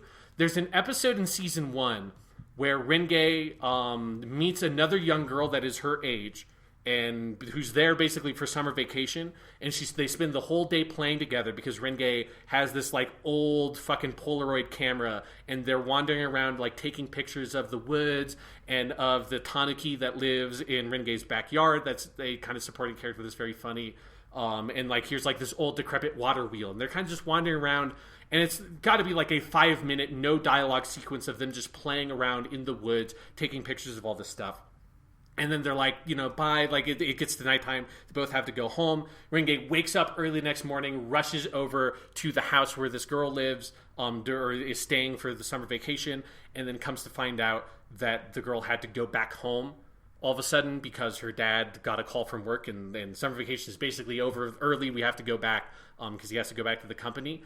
And there's this just hanging shot close up on Renge's face as she kind of absorbs this news, because she's like a 6-year-old girl, and she slowly starts tearing up because the only person she's ever met that is her age, and that she's ever met in her life that is her age, and she like made this friend, and now that friend is gone, and she starts crying. It is the saddest fucking thing that hits a very particular element of childhood that very rarely, I think, media hits on, which is the way that kids make friends and then lose friends so easily. And No Non Biori does that, and that episode is perfect. And it's a perfect TV show. Like it is like, I don't care who you are, you will like this show. You will find something in it that is heartwarming. You will find stuff in it that is very funny. And it's a show that I'm really excited to watch the movie when it comes more available over here in for season 3, because it is a show that I'm really eager to rewatch the first 2 seasons and kind of relive some of those moments. And I know you've talked about getting more. I know you've talked about this before, because I was having deja vu through that whole thing, and then I looked it up and I'm like, I've seen that picture. I know Renge. You've talked about Renge. I don't know when, and I don't know under what circumstances, but I am confident, unless like there was some weird deja vu premonition going on here, I know you've talked about this one. No. Yeah, I'm pretty sure. I don't know if it's ever been on the podcast, but I'm pretty sure I've told you about it. No Non Biori, it's so fucking good. All right, moving on. My list like really ping-pongs between fun, light humor and comedy and living your life and the darkest fucking shit you have ever seen. My number 3 is a show called Puella Magi Madoka Magica, mostly just known as Madoka Magica. Wait, this show is dark? This show is dark. I did not. I had only heard the title, and I thought it sounded like delightful and fun. So it's meant to kind of put you off kilter a little bit. It is the other show written by Gen Udabuchi, the guy who wrote Fate Zero. So this is, I was intimating that he is known for writing dark shit, and man, Madoka Magica. So Madoka Magica is playing on the Maho Shoujo or magical girl subgenre. The most famous example of that subgenre is obviously Sailor Moon. So it's playing on those tropes, and like the easiest pitch is that it's like a deconstruction of Sailor Moon in that genre. Like, I don't know if I would actually like go so far as like I'd literally call it deconstruction, but more like the popular understanding of deconstruction is when you take a genre that's not necessarily super dark and you make it super dark, which is how most people actually use that word. That's basically what Madoka Magica is. And it kind of takes some of those tropes and turns them on their head. But it doesn't kind of fully play its hand until episode 3. This show came out in 2011. And the reason why, like, there's a part of me that kind of wanted to play it coy and pretend like, oh, this is just a fun, happy, magical girl show. I can't really, it's impossible to sell this show without saying that, and the show's been out for almost 10 years. So if you haven't seen it yet, it's your fault. It is only 12 episodes long. They did have made a couple of movies, that have extended the story that I haven't seen. I feel like that season of anime is so perfect. I don't really have a desire to see more, even though I know that some of the movies are really well regarded. And so, yeah, like, the show is about the character named Madoka, who is visited by this magical cat thing called Kyubey, and they live in this world where, unbeknownst to everyone else, there are these evil creatures called witches that are attacking the world, and only the magical girls who are given magic powers by Kyubey have the power to fight against these witches, which is basically the setup of all these kinds of shows. Where the show starts taking a dark turn is that this is not just like, yay, we have magical powers and we're fighting weird monsters and whatever, and everything ends fine. The consequences of this is real. And it's kind of like Gundam versus a lot of, like, pre-Gundam super robot shows of, in those pre-Gundam shows, it was a lot of like, yeah, we're fighting and maybe stuff is kind of bad, but at the end of every episode, everybody's alive, everyone goes home, and things kind of always reset to zero and everything's okay. And then Gundam came around and is like, well, let's just, like, murder a lot of your favorite characters because this is war. And Madoka Magica this is fucking war between these girls who are like 13 or 14 years old and these supernatural beings, and Kyubey, who comes around and is giving these girls magical powers, is maybe super fucked up. And that fucking cat is fucking scary, and you don't want to deal with him. Because it's bad fucking news when that cat comes to knock in to give you your, like, magic stick that gives you magic powers. And the best episode of the show is episode 3, when the show, I think it's episode 3, it might be 4. But this is the episode where the show fully plays its hand. And you meet this other character named Mami, who has been a magical girl for longer than our main characters, and she's kind of experienced. And they go on a big adventure together and fight a big monster. And the way that that episode culminates kind of sets the tone and expectations for the rest of the show. And the way it deals with its subject matter. And it just deals in, like, really intense psychological kind of drama between the different girls who have their powers and the things that they want. And the traumas that they're experiencing. And it's this really kind of effective look at, like, this very dark version of coming of age for all these young girls, and, like, the things and desires they want in the world being kind of, like, monstrified by the supernatural setting that they live in. It is like a truly spectacular show. It's got fantastic animation. It is also a Studio Shaft production. March Comes In Like a Lion, and Shaft always does fantastic work. And Madoka Magica it's my number 3 anime of the decade. But if I was doing the, like, most defining anime of the decade, Madoka Magica might be my number 1. Like, it is really good. I think it is a must watch if you are into anime. It gets an anime bullshit level of 6 because it deals with tropes and things that, like, you probably want some familiarity and experience, even just kind of vaguely, with the genres and ideas that it's playing with, and is definitely not, I would never recommend it as someone's, like, first anime that they watch. But if you have some experience with the genre and watching this kind of show, it is utterly phenomenal. I cannot sing its praises enough. It is so good. It is also a show I love dearly because it is the show that kind of introduced the world to Yuki Aoi as a voice actress. And she's one of my favorite voice actresses, and she plays Madoka. And in a role that is very different than most of her roles, she usually plays, like, more kind of straight-laced, cutesy kind of characters. And Madoka gets heavily traumatized over the course of the series. But she does such a good job as Madoka, and she's one of the kind of, like, the best voice actresses of the decade. And this is kind of where she got most famous. Excellent. Very excellent. All right, on to my number 2. My number 2 is anime I know I've talked about because I talked about it when it went back on Crunchyroll, I think last year. It is off of Crunchyroll again, so if you didn't watch it when I told you to watch it, y'all fucked up. It's Nichijou, also known as My Ordinary Life. It's an anime bullshit level of 2 because everyone should watch this show. It is, bar none, the funniest show I have ever seen. Anime, non-anime, fucking whatever. You've talked about this several times, I feel like. Yes, and I definitely talked about it in depth last year. It is the thing that makes Nichijou work more than anything else is that it is the most impressively animated show. of the past 10 years. Like, even better than my number one, which is very good. This show, which is, I think, it's originally was animated by Kyoto Animation. So it's a KyoAni show, and it's the best animation that they've had on any show. Other than I haven't seen Violet Evergarden, but of all the Kyoto Animation stuff I've seen, Nichijou, it is unfucking believable the amount of time and energy and talent they put into animating what are some of the dumbest fucking jokes you'll find. And it is the fact that the jokes are like kind of, many of them are very dumb and silly and just kind of ridiculous, that the gorgeous animation, like just some of the most fluid animation you will see, whether you're watching a fucking animated film or a weekly TV show, into jokes that are, I mean, they're very good, but they are like silly at their core, and it's a very, very silly show.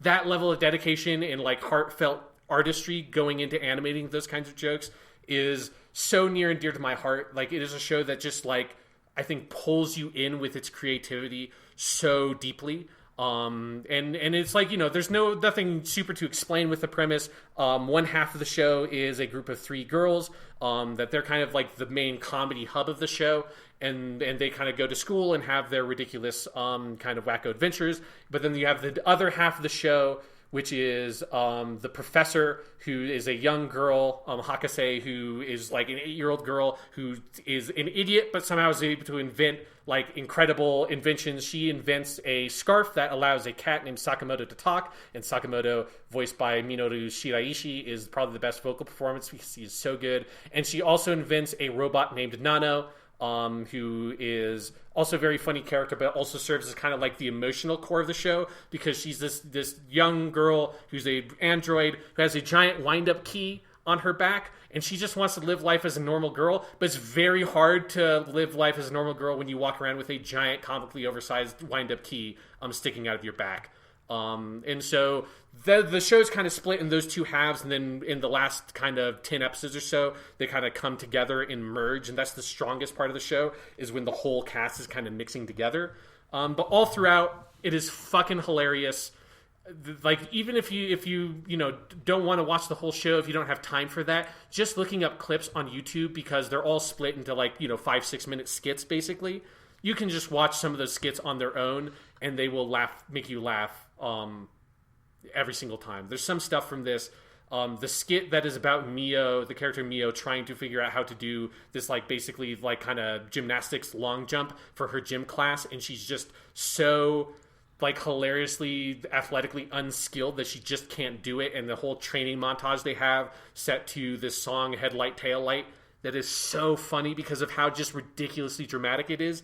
It is completely my kind of humor, that is also delivered at, again, I think what is the best animation of any show of the past 10 years. It is so gorgeous.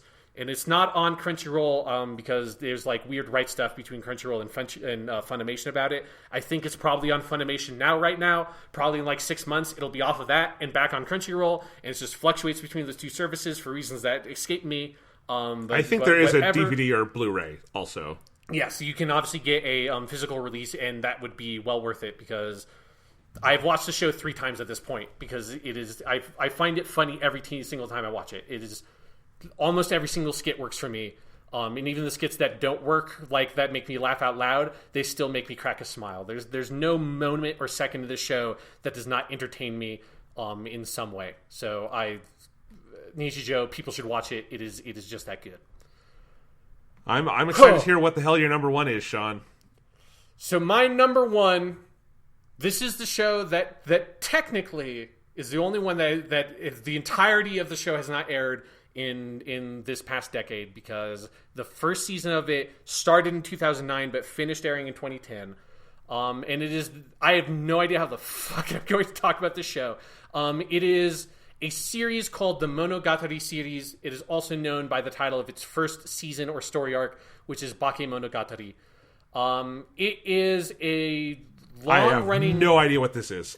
Oh, yes. It is... I mean, it's not obscure among anime fans, but if you are not an anime fan, you will never have heard of this. And I don't think I've ever talked about it. It is Shaft's magnum opus as a production studio. It is where this is the best directed anime series. The animation is not always the best looking, but like in terms of the way that they kind of bring things together and direct it and tell the story, it is fascinating because it is extremely experimental. It is adapted from a long-running series of light novels written by a writer named Nishio Ishin. And it's long. Like there's a lot of episodes, so much so that it's like hard to kind of keep track of like how much there is. There is some Monogatari that is released that I have not seen yet because there's some like movies that are prequels and stuff. It's a big kind of franchise unto itself in a weird way. That is the reason why I kind of call it the Monogatari series, is that each story arc, which are adaptations of each of the kind of mini novels that they're based on, is some kind of play on words, where the word monogatari means story in Japanese, but that first half of it, mono, is just a word that means thing. And so they tend to combine some word that links up with, that would end with mono, and link it up with gatari. So that's like bakemono means monster. Bakemonogatari is like some kind of weird portmanteau of like monster and story. And that's the original first season based on the original light novel. It's set in a high school. It is like a pseudo fantasy show that's like, it's definitely fantasy, but the fantasy elements are not super prominent a lot of the time. The main character is named Koyomi Araragi, and he is voiced by I just said his name. He's voiced by Hiroshi Kamiya. Yeah, so this is Kamiya's best role, one of the best working voice actors today.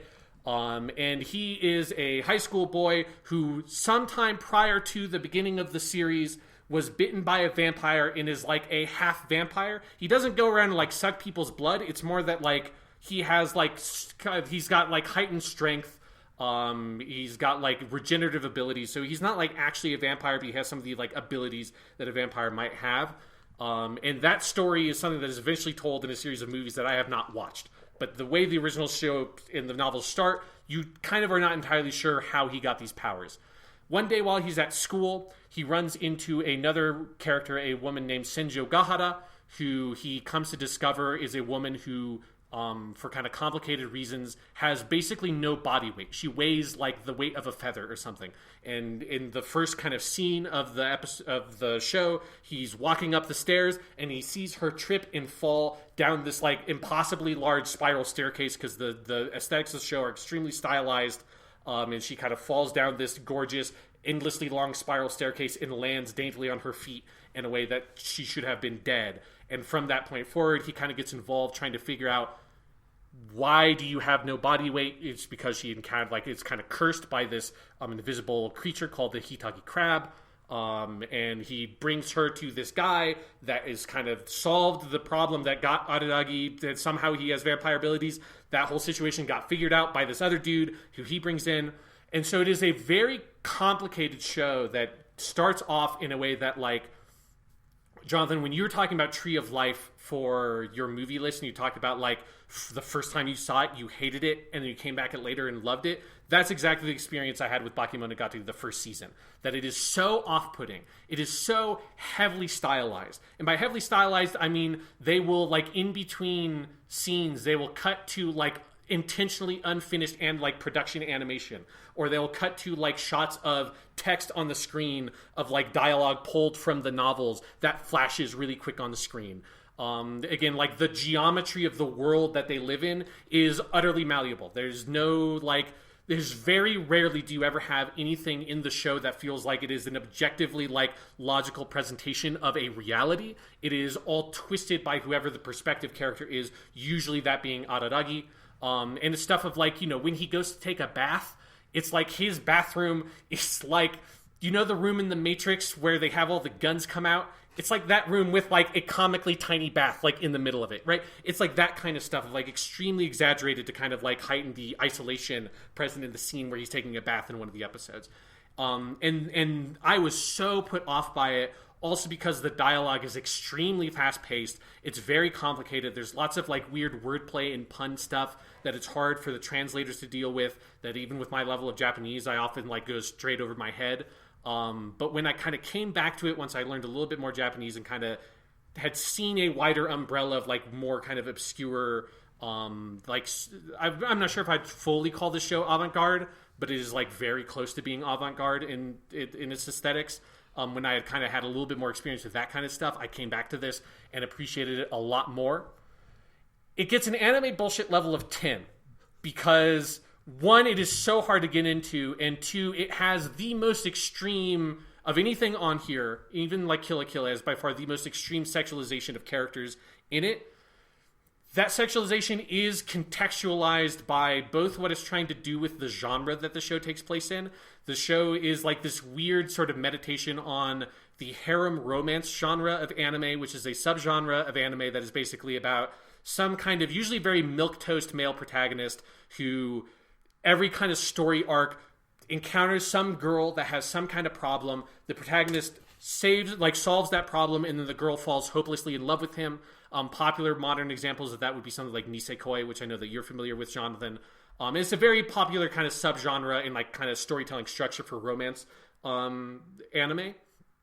Monogatari series kind of takes that and like sometimes kind of puts it on its head. It sometimes just does like really extreme examples of it. So oftentimes it will take a scenario that would be like, here's this like sort of slightly sexy scenario you would have seen in this like harem show, and the Monogatari series will like just turn it to 11 to like super heavily stylize it in ways that when I say like Kill la Kill is not meant to be titillating to the audience, Monogatari series is what I would point as like there are scenes that they want you to be sexually aroused, and oftentimes they want you to be uncomfortable about why you are aroused by whatever is happening on screen because of the characters involved with like the scenario that it's in. It is a very weird show that I would not just recommend people just go watch sight unseen, because I think there are people that will be very turned off by some of the stuff that this show does. For me, it is one of the most interesting looks at one, like what feels like a very authentic portrayal of a like heterosexual male teenage protagonist, that kind of takes the baggage of that like very tumultuous period in a person's life and like kind of turns it to 11 and like plays with it in weird ways. It also just has some really fantastic characters. One of the best characters is a character named Suruga Kanbaru, who is voiced by Miyuki Swashiro. This is the show that kind of introduced me to Miyuki Swashiro, and she plays a basketball playing lesbian that is in love with Shinjo Gahara and who is mad with Araragi because Shinjo Gahara, after the first arc, falls in love with Araragi. They start a relationship. And Kanbaru makes a wish on a monkey's paw to be in a relationship with Shinjo Gahara. The way the monkey paw translates that is that it cuts off Kanbaru's arm, replaces it with the monkey paw, and during the night, Kanbaru turns into a monkey-like werewolf monster that goes to hunt out like mindlessly Araragi and try to kill him. And the only way he survives is because he has regenerative vampire powers. And it is such a good fucking story arc. It is so ridiculous. And when the animation, like on the fight scenes, that's where their stylization goes like so extreme, and it's so fascinating the way they kind of like portray violence and the way they portray like prolonged kind of action sequences, which are very rare in the show. The best story arc, and the one that to me like cements it as my number one, is the last story arc in what is called the second season. It is adapted from the short story Koi Monogatari. So it's a 6-episode story arc. And it is a story arc that is one of the rare story arcs that does not have Araragi as your point of view protagonist. And this is one of the things that makes the show click, is when you see everything from another character's point of view, it makes it much more clear how much is distorted by the way that Araragi sees the world and the way he sees the other characters. Because Koi Monogatari follows a different character named Kaiki, who is basically a supernatural, I don't even know, like con man, basically, that he has like access to sort of like weird supernatural artifacts, and he wanders around and kind of makes money by conning people using them, and kind of taking advantage of people using these kind of supernatural artifacts. And he was dealt with in his whole own story arc where he was the antagonist. Eventually, Araragi gets in over his head, and basically one character becomes a snake goddess that is going to just murder him at a specific calendar date. And she's like, I'm going to just kill you on this day because of all the bullshit you have done up to this point, protagonist character. And so his girlfriend, Shinjo Gahara, calls in Kaiki. She's like, you're the only person who's an adult that we know that is, one, still alive, and two, knows anything about this like supernatural bullshit we're mired in. And she basically hires him to investigate what are the abilities that this weird like snake god has and how do we defeat it. And it's a 6-episode story arc of Kaiki kind of, it becomes like this weird kind of like film noir detective thing starring this character who initially was this weird villain, and now you see like, what does this world look like from this like kind of world weary adult's perspective, who has kind of gone through a lot of the stuff that our characters have gone through, and he's lived through it in his own generation and kind of grown up. And how does he kind of learn to care about things again and like kind of chip away at his very like, you know, like agnostic kind of like, I don't give a shit about this stuff. Like, I don't care. Like, I just want to live my life and make money. And he kind of slowly gets like pulled into this scenario. And that story arc is the best story arc in this series. It is, I think, like one of the best stories I've seen in the past decade of anything. And it is only as good as what it is because of the material around it and how good the rest of the show is. Because the Monogatari series constantly throws surprises at you, is constantly filled with interesting new characters, interesting new twists. And if you are familiar with the material that it's kind of playing off of, I think it is one of the most sort of like critical and like sort of incisive looks at the more unpleasant tendencies of the anime industry and like anime style storytelling. And again, like, you can very much, I think, try to call bullshit on Monogatari series and say that it plays into those tropes and like instead of undercutting it, it just deploys them. And I think sometimes when the show is not at its best, it does do that. But there's stuff that it does that just feels like it takes things that you see in other anime and you just kind of like move past it. And the Monogatari series just kind of like bites into it and rips it to fucking pieces and exposes it for like the ways that a lot of other shows just sort of like placate to their audience in this very gross way. And the Monogatari series sort of placates that audience, and then it just sort of stabs them in the neck and says like, fuck you guys. So it is very impenetrable. I'm not sure I would recommend it to most people, but as a show that has aired all throughout this entire decade, and again, I haven't seen, like, they're basically done adapting stuff. I haven't quite seen the last couple of things because a lot of it's not quite available over here yet. The vast majority of the series is on Crunchyroll, so if you're interested, that's where you go to check it out. If you do start watching it and you, like, want to bounce out after the first 3 episodes, I would say try to push through the first 6 to 7. Try to get through at least the first 2 story arcs so you kind of get a sense of the rhythm of the show, because that first story arc is so hard to wrap your head around. But once you get through it, this show does some of the most interesting things I've seen in anime ever. Excellent. I don't know what else to say. I have not seen a second of anything you have talked about today, Sean. Yes. This was my own special little corner for myself. It's Sean's Anime Corner. Do you want me to run through very quickly my 40 other shows to round out my top 50, Jonathan? Yes, Sean, I would love to hear. So you have another 40 that you'll list off. And how about, Sean, I keep a tick mark here of how many of these I've heard of and or seen. Oh, I mean, you will have seen almost none of them. You will have heard of some, like, I know for sure there are 3 of these you will have heard of because they are from a franchise that I know that you now really like. Okay.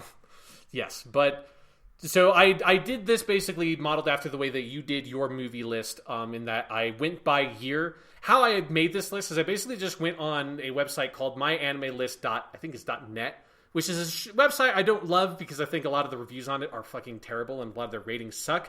But it is a very useful repository of season by season from like fall 2010 or whatever, spring 2010. All this, you can just go season by season what all the anime came out. And I just made a list of basically everything I had seen, and then I just bolded all the shows that I thought this would be in my top 40 or top 50. So this is going year by year, starting in 2010. And just a quick note I thought this was very funny. If you remember our original top 10 TV shows list that we talked about a little bit on our Redux version of that list, I had 3 anime, one of them being Dragon Ball, another one being Claymore, which did not come out this decade. If it had, maybe it would be in my top 50. But it had Angel Beats on it, which Angel Beats did come out in 2010. It is not in my top 50. So went from being in my top 10, this is just how much anime I've seen, to not being in my top 50. Top 50 of one decade, not of all time. Of this decade. Oh yeah, it would not be anywhere close if we counted all the anime I'd ever seen. So there's only one show from 2010, which is a show that has actually quite a few seasons under it, which is a show called Working, which is a comedy show set in a family restaurant. Very, very funny. Like, if you like not the cringe humor of The Office, but if you like some of like the Jim Pam kind of office romance with like humor around it stuff, Working is basically like that concept as a full show. Very funny. It's got like 3 or 4 seasons. I think it's on Crunchyroll. Highly recommend Working if you want to watch it, just like a light comedy. Very, very good. 2011, we have a show called Go Sick, which really should just be pronounced Gothic, but it's always romanized as Go Sick. I don't know why. It is a detective show set pre-World War II with a young girl named Victorica, who's an English girl, who's the like Sherlock Holmes detective, and this other character who is a Japanese exchange student, basically is her Watson. This is also on Crunchyroll. If you like detective stuff, this is very good. The setting is also fascinating because if you think, oh, here's someone who's European and here's someone who's Japanese and they have to team up and it's set shortly before World War II, how was that going to affect the ending of that show? That comes up really heavily in the ending of that show. It's very good. Next up is Hodo Musko, or its English title, Wandering Sun. This is a show that plays a lot with like gender and sexuality. It has like a non-gender conforming main character. It's one of the only anime I've ever seen that kind of plays with trans identity or non-binary identity. It doesn't obviously like kind of play with the same terminology we have. I haven't seen it since 2011, I probably watched it like around 2012, so I can't entirely vouch for its presentation of that stuff because that is delicate material, but I remember it being very good and really interesting and a very different perspective. And it's from someone, the creator is someone who is, I think you'd probably describe as non-binary. So it comes from an authentic place, Japan. So if you're frustrated with the way that stuff like Persona or other kind of Japanese media can do this just like very ridiculous, awful version of homosexuality or trans identity, Hodo Musko is a really good like animated version of that that's like doesn't play into those stereotypes and is a very different kind of version of that story. Next up, we have Steins Gate, which is an adaptation from a visual novel. It's really good, like kind of time travel romance story. If you like time travel and the way that can play into like a tragic romance kind of setting, Steins Gate is about as good as you will find that in anime. Next up, we have Anohana. Anohana is a sort of like tragic romance comedy high school story about a group of friends who, when they were little kids, one of their best friends, this girl, died, and they kind of grew apart because of that kind of trauma. And then that girl manifests to the main character as a ghost, and whether or not he's hallucinating or she's really a ghost is, I think, an open question. I don't remember if the show ever actually resolves that. But then it's like he kind of tries to bring the friends back together. Really good show, a really big tearjerker. Next up, we have Hanasaku Iroha. Hanasaku Iroha is a show that is about a city girl who moves to the countryside because her family runs a like historical, traditional, classic Japanese inn. And so she's basically like the heiress to that inn. So she starts working there. And it's a really good show about like generations, particularly like of women in a family and kind of passing that on, and the main character's relationship with her mother and especially her grandmother, who's this like just like rotten old mean motherfucker who runs that inn. She's great. It's a really good show that has like light romance elements, but it's more about the main character's relationship with her grandmother. Then we have Hunter x Hunter, a great adaptation of a great shonen series by Togashi, the same guy who did Yu Yu Hakusho. I don't like Hunter x Hunter as much as a lot of people, but it does have Shuichi Ikeda, who plays one of the main characters. Well, not one of the main characters, but a really good character. It also has a really great story arc near the end called Chimera Ant that is like among the best shonen story arcs you can find. So wait, next up we have... Is that show called Hunter x Hunter or just Hunter x Hunter? It's stylized as Hunter x Hunter. I thought it was pronounced Hunter x Hunter for years, but everyone else I've ever heard say it out loud has said Hunter x Hunter, including in Japanese. So my world... Hunter. I haven't seen this show, but I've always thought of it as Hunter x Hunter, so now my world is shattered. It's a big adjustment. There's a wide open world in front of you in terms of Hunter x Hunter.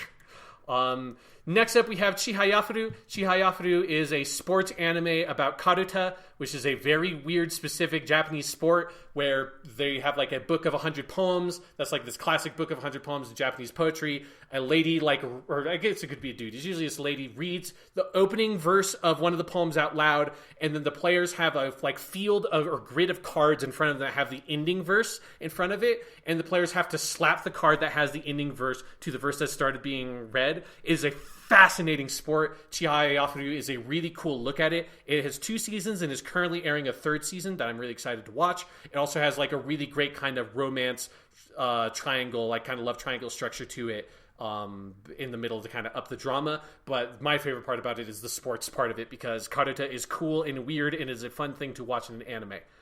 Next up, we have Ika Musume, also known as Squid Girl. Squid Girl is great.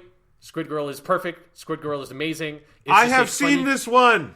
Yes. Not Squid all Girl of is it, just a but I've seen weird, funny, goofy show about a girl who is a anthropomorphic squid who comes to invade the land, like the world of the land dwellers, but she's incredibly incompetent and she doesn't get past the like beach concession stand on the beach is like the first thing she runs into, and the owner of that concession stand kicks ass, and Ika Musume or Squid Girl can't get past her, and then eventually kind of comes like weird friends with that family.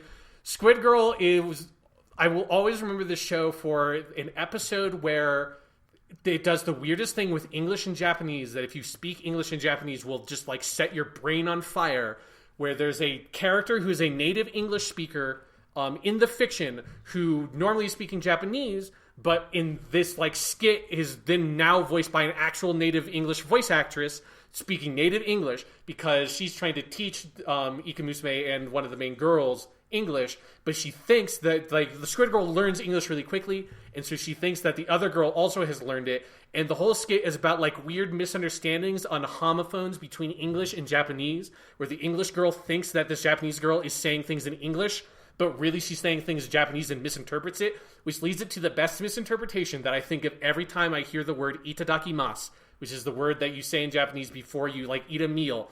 And the English-speaking lady thinks that the Japanese girl is saying something in English, and so she says, "Eat a duck, I must. There's duck in this?" And that line delivery is so legendary. Every time itadakimasu comes up in an anime or anything, in my head, I go through that whole skit. Eat a duck, I must. There's duck in this. It's very good. Squid Girl is very good. It was close to my number 10 pick. On to 2012. You have Hyoka, another Kyoto animation show. Hyoka is kind of like a detective show, but not like actual like murders and stuff. It's more, here's like weird things that happen in this high school, and here's this like weird kind of depressed high school kid who's also very smart and good at deductions, and he kind of solves those mysteries and has a group of friends. And so it's kind of like if you did March Comes In Like a Lion and mixed it with Sherlock Holmes. That's kind of what this show is. It's very good. This is also like close to a number 10 pick for me. Hyoka is fantastic. Next up, we have Polar Bear Cafe, which is a show about a polar bear that runs a cafe, and there's a penguin who's his friend, and there's a panda bear who's also his friend, and there are also humans in the show. It's probably like what if like BoJack Horseman was like a just nice, wholesome comedy instead of some tragic, fucked up sex romp or whatever it is that you are always describing. There's also Grizzly Bear, and I like the Grizzly Bear, but Panda is the best character in Polar Bear Cafe. It's 50 episodes, but they're all really good. Next up, we have Psycho-Pass. Psycho-Pass is also written by Gen Odabuchi, the author of Fate Zero and Madoka Magica. It's kind of like Blade Runner meets Minority Report. It's sort of like a detective police show, and it has like kind of that predictive thing of crime that Minority Report has, and like the way that the state manipulates that, and the detectives kind of coming on to like the way that the state is manipulating sort of the way that law enforcement catches criminals. It has like, they just finished airing a 3rd season, and it's like a weird spotty show that they kind of sometimes will do a movie here or a second season there.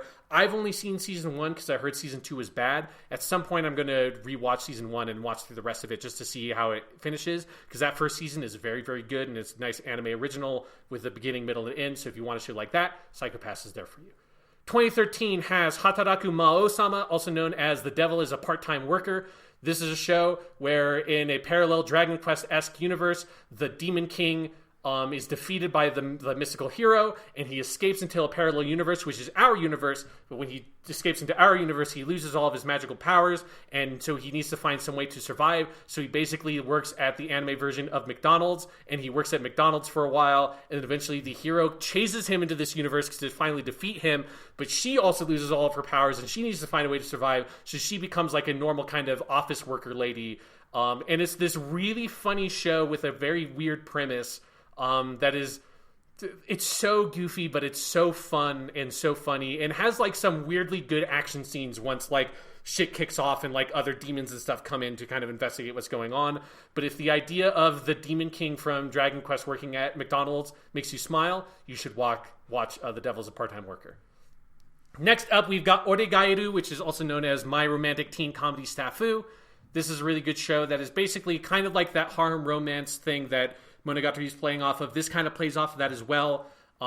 Really funny, but also like really nice, incisive drama, particularly because the main character, Hachiman, is kind of like this weird opposite of the normal protagonist of a show like this, which instead of being this like upbeat, positive, like go-getter kind of guy, Hachiman just wants to be left the fuck alone. He's the most apathetic fucking high school boy you could possibly imagine, but he also has these like really incisive kind of insights into social relationships, and the show is about this group of characters trying to find some way for high schoolers to have what they won't describe as a genuine or authentic relationship. Really good show. It has 2 seasons and it's going to get a 3rd, and I'm very excited about it. Next up, we have Silver Spoon. Silver Spoon is a comedy set and a farming school. So if you have any interest in what the fuck is a farming school, Silver Spoon is awesome, and it's just like, here's like a class about like raising pigs, and there's a whole story arc about the main character who like is raising this pig and loves this pig, but he has to learn how to let the pig go because it's a pig and they're going to turn it into ham. And it's like, this is fucking heartbreaking. What a good fucking show. Next up, by the way, when you talk about Silver Spoon, I know about that one because it was the follow-up to Full Metal Alchemist from that author, which I think is the weirdest career left turn. Like, she finishes Full Metal Alchemist, she's like, oh, that was hard. I just want to write about farming. You know, sometimes you just want to write about farming, and I know nothing about farming, so I don't know if Silver Spoon is actually authentic, but it feels really authentic. It feels like a lot of research and like lived experience went into Silver Spoon, and it's great and weird. And it's one of my favorite things about anime is like, what fucking Western like live action TV show would ever be like, here's a dude who's going to a school where you learn how to be a farmer, which is obviously a thing that actually exists. You obviously have to have like some kind of vocationary thing where people learn how to do this shit. It's not always just going to be like you'll learn it from your uncle or something. Like, that's a thing that's going to be real, but you never would have a TV show that's about it, especially not one that's fictionalized. Moving on, still we're in 2013, Kiniro Mosaic, which is a show about cute girls doing cute things. It's mainly on here for one character named Karen, who is a foreign exchange student from England, and that vocal performance is one of the funniest things you will find in anime. Karen is such a funny fucking character. The show, like, when she's not in it, the show is only okay, but when she's in it, the show is like a 10 out of 10. Also in 2013, here's a show that you should have heard of, Jonathan, Gundam Build Fighters. Gundam Build Fighters is Gundam, but a sports anime. I know this one. Jonathan knows this one. It's very, very good. It also has one of my favorite anime opening theme songs called Nibun no Ichi. That is a song that fucking slaps. It is so good. Gundam Build Fighters kicks ass. If you like Gundam and you like sports anime, Gundam Build Fighters is a must watch. Even if you don't know anything about Gundam and you just like sports anime, I think Gundam Build Fighters is still a must watch. On to 2014, we've got Noragami. Noragami is about a god who is like a Shinto-style god who kind of wanders around and gets up to weird hijinks, and the show gets like weirdly dark and fucked up in places. It has some really great story arcs. This is another Hiroshi Kamiya, main character. He plays the main dude, and he's always really good. He's really good in this. Kaji Yuki also plays, is another great voice actor. His like familiar, I don't know, like, not sure how you describe that character, but the main character's relationship with this young boy who dies becomes a spirit, and the god basically adopts him as his like aid almost, and kind of like taking out like evil spirits. Their really complicated relationship is fantastic, and Noragami is very good. Next up, we have Tonari no Seki-kun, or you'd probably translate it as like Seki, the boy sitting next to me. Something like that. It is a half-length episodes It's a comedy show about a boy named Seki-kun who is only voiced in like grunts and like weird sighs and stuff like that. No actual dialogue. And at the beginning of each skit, he's doing some weird thing in his seat in like the back corner of the classroom where he's like constructing an elaborate like war between like model figures or something without the teacher noticing it. And like the like, you know, kind of straight-aged, like straight-laced student that sits next to him, voiced by Hanazawa Kana, is always looking over, getting distracted, being like, what the fuck is this kid doing? Every time she looks back, it has escalated in an even more like ridiculous, exaggerated way. It's a very funny show. I highly recommend it if you wanted like a light, fun comedy. Next up, we have Gekkan Shoujo Nozaki-kun, also known as Weekly Girls Nozaki-kun, I think is the English title. It's a romance comedy about Nozaki, who is a high school boy who writes shoujo manga for a famous magazine, and the girl who has a crush on him finds out about that and becomes an assistant for him. It's a very, very funny show that has some good romantic tension between the two leads, but it's mostly about the like fun humor and wacky hijinks. Next up, we have Barakamon. Barakamon is about a calligraphy artist who gets like basically calligraphy block, whatever the fuck you call that. He's like kind of at his point where he doesn't know how to produce more art, and so he moves to this sort of island and befriends this family, particularly this young girl who kind of helps give him more inspiration as he kind of gets like, here's like how the real people live. It's sort of in a similar genre to Nonon Biori. I'm really sad that show isn't just called Calligraphy Block. Calligraphy Block, yeah. Maybe that's the official English title. I don't know. I only wrote down Barakamon here. I didn't look up what its translation was. Next up, you have Your Lie in April. Your Lie in April was a very popular show when it aired. I think this is one that has a live-action movie. It is a romance kind of tragedy, like school romance tragedy kind of thing of like a little, there's some comedy stuff. It's more light on the comedy, more on like, here's the drama between the relationship between these two teenage kids and the kind of like shit they have to deal with. And they are both like kind of music prodigies. And so that kind of music world is involved in it as well. Next up, we have Fate Stay Night Unlimited Blade Works. This is, if you are only watching the anime, it would be the sequel to Fate Zero. It is an adaptation of one of the main story arcs from the original Fate Stay Night visual novel. It's the best story arc from that novel, so it's the right one to pick. Still Studio Ufotable, unbelievably good animation. If you watch Fate Zero, move on, watch Fate Stay Night Unlimited Blade Works. It has some of the most interesting commentary on like what it is to be a superhero in any medium I've ever seen. Next up, we've got more Gundam. Gundam Reconquista in G, or G no Reconquista. This is a show that nobody in the world likes except for me. Everybody fucking hates G-Reco. I love G-Reco. It's a show where, for people who listen to Weekly Suit Gundam, you know that we're about to, or we probably already have done Victory Gundam. After Victory Gundam, the main dude left the Gundam, then he came back for Tornado Gundam. You mean Tomino? Tomino. He came back for Tornado Gundam, left again. Then he came back again. I think this is 2015 or 16 to do Reconquista in G. It is Tomino at his most Tomino-ness. It is like it is extreme Tomino. I get why it's very hard for people to get into. I think it's a gorgeous show. It's one of the best looking shows you will see in anime. Really great music. And it's a really interesting kind of evolution of a lot of the ideas that Tomino plays around with in Turn A Gundam. I'm very excited to watch Reconquista in G again because there's a chance that rewatching it, I will either come to hate the show or the show will like jump up to be in my top 10 from this decade because it's weird, but it's very good. I actually have been wanting to ask you about that show, Sean, because they're, I don't know if you saw, but they're doing a 5-part film version that Tomino's directing that will have, part 1 will have come out by the time this comes out. Yes, because the reception for G-Reco was particularly bad over here, but it was still bad in Japan, not as bad. But I think that's one of the reasons why he wants to make the movie series is like, guys, G-Reco is really cool. Let me show you that it's really cool. Let me make the movies, and then you'll see G-Reco's great, because G-Reco's great. Moving on to 2015, we've got Dragon Ball Super. It's Dragon Ball, but it's Super. I was wondering where Dragon Ball Super would show up on this. I'm glad it is in your top 50. Dragon Ball Super rocks. Dragon Ball Super kicks ass. Like Dragon Ball Super could have been a number 10 spot if like there's sections of that show that are not so good. It's like, you mean the first 30 episodes? Yes, yeah. So it's like, you know, it was hard for me to fully justify putting it as number 10, but I thought about it.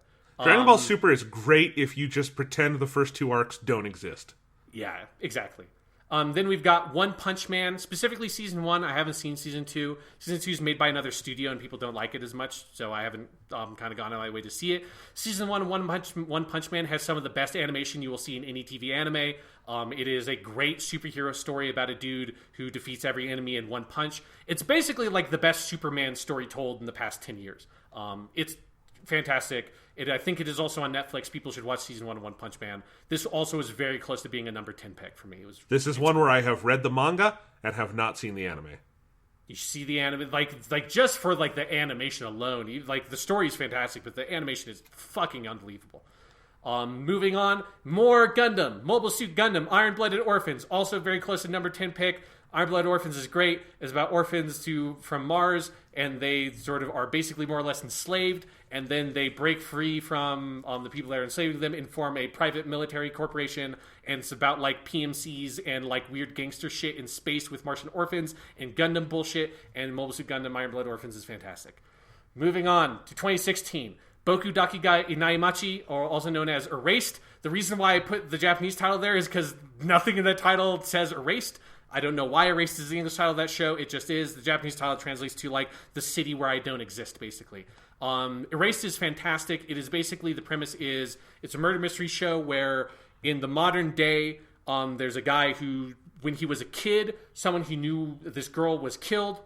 And then, in the present day, I think it's his mom. I haven't seen it since it aired, but, like, in the first episode, I'm pretty sure it's his mom gets murdered. And as soon as that happens, he kind of passes out and then wakes up in his child body before the killing from his own past, but he has all the memories of his whole adult life, and he basically has to solve the murder from the past in order to solve the murder that happened in the present. It's such a good concept. The show has a slightly weak ending. Once it kind of jumps back to the present timeline, it's a little bit too compressed, but the 95% of the show is fantastic. If you like murder mystery stuff with that kind of high concept, Erased is basically as good as you will find that in anime.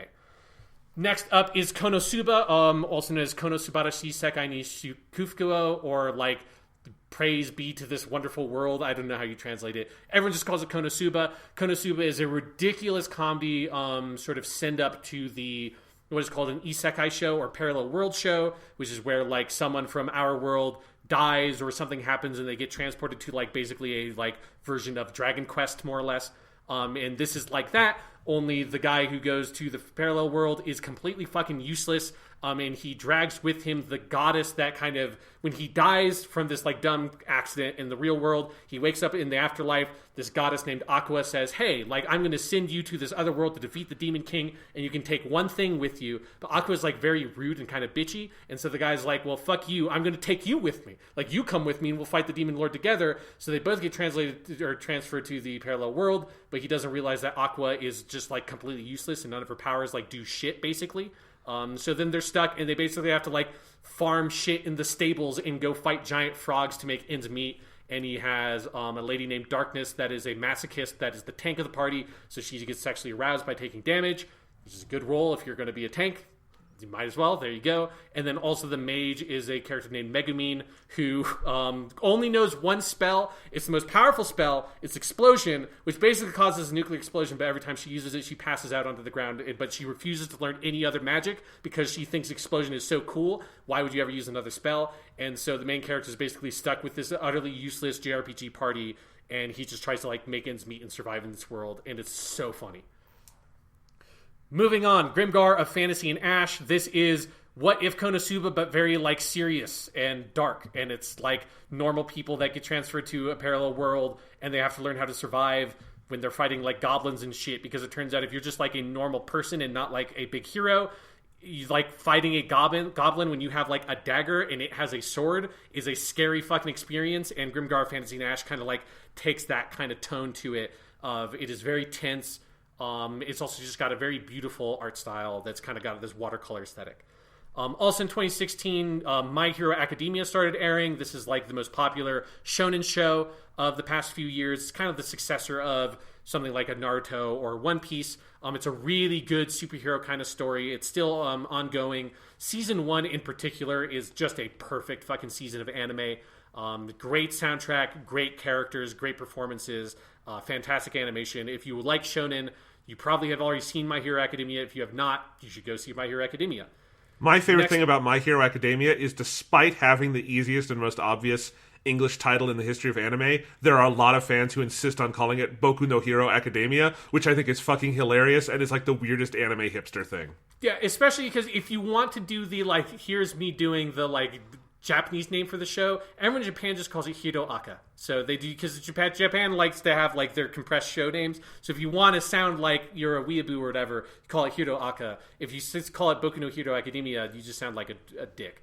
Moving on, we have ReZero, which also has a giant subtitle that I didn't write down because I don't want to think about it. ReZero is basically like fucked up parallel world Groundhog Day, where the main character gets transported to a parallel Dragon Quest-esque world. The main twist for it being that every time he dies or something like horrible happens, he basically wakes up, usually before that thing occurred, but he doesn't understand why this loop is occurring. And so sometimes it will jump forward, and sometimes it jumps forward after some real bad shit has happened, and this dude Subaru just has to deal with the fact that, like, oh, my friend's just dead now. I was used to this time loop concept. So it's like the most just sadistic version of the Groundhog Day premise I've ever encountered, and it's great. It's so well done. Moving on, 2016 was good. We also had Mob Psycho 100. This is from the same creator of One Punch Man. A similar sort of concept. It's like a dramatic version of The Disastrous Life of Psyche K, where you have main character Mob is a boy that has incredibly powerful psychic abilities. And if he kind of, like, he usually is very subdued and has control of it. If someone sets him off, he can, like, go off like a nuclear bomb. It has 2 seasons. Season 1 is very good. Season 2 is fan-fucking-tastic and has one of the most impressive fight scenes I've ever seen, and the most impressive sequence I've ever seen involving a character that has the ability to teleport. If you have good budget, a great director, and teleportation powers, that is a good lineup for an anime action scene. My Psycho 100, really, really good show. Great characters, great drama, great animation. Moving on, the last show from 2016, Sweetness and Lightning. Sweetness and Lightning is a show about a single father who's a teacher who's raising his young daughter. One of his students is a girl that basically runs this cafe that her mom owns. And so they kind of get in this weird thing where he kind of starts going to that cafe, and the daughter starts kind of, because the daughter wants to become the runner, they're the owner of the cafe, and kind of like, you know, live up to her mom's expectations. She kind of practices cooking different meals, and because the single father is a single father who doesn't have time to cook, he brings his young daughter there to have those meals. So it's this very heartwarming kind of family story that also goes into, like, shocking detail about the way that all the meals are cooked, and it's got really good animation on, like, if you want to see just some, like, really good looking anime ramen noodles, that's what the show is. The little girl's also very cute. There's a good episode where she sings a shark song while she's, like, playing a game where she's walking through the street, but only staying on the lines, and she's singing a song about sharks because she likes sharks, and it's very good and cute. Moving on to 2017. Only one show from 2017, Land of the Lustrous. The only show in my top 50 that is only 3D CG animation. Is a very weird high concept fantasy show about these sort of anthropomorphized versions of jewels and minerals that are like these kind of like homunculuses almost, that are created out of like diamond or cinnabar or like some kind of jewel or mineral by this weird priest dude that lives on the island.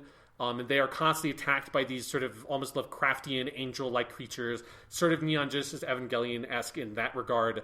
It's just a weird high-concept show that is kind of about the way that the main character slowly falls apart and is kind of put back together because she's this weird kind of golem creature, and the way that her identity is tied to the physical like elements that she's made up as, and so as she gets injured and repaired, her personality shifts. It's really good, just like one of the most gorgeously animated shows you will see. So impressive. This in 3D animation, looks great.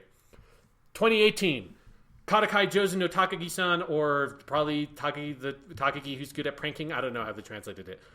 This is a comedy romance show set in high school about a girl named Takagi who is very smart and likes to play pranks on this boy because she has a crush on the boy, but the boy is like utterly oblivious that she has a crush on him, and it's like their weird relationship. It's very funny. It's got like really, really good romantic tension. I've only seen the first season. They put out a second season I haven't seen yet. I'm excited to watch that because I really liked the first season. Also in 2018, we had SSSS Gridman. SSSS Gridman is better than Neon Genesis Evangelion. and it's a lot like Neon Genesis Evangelion. It's sort of inspired by Ultraman. It's actually based on an Ultraman-esque show, I think, from the 80s called Gridman that is not particularly well known.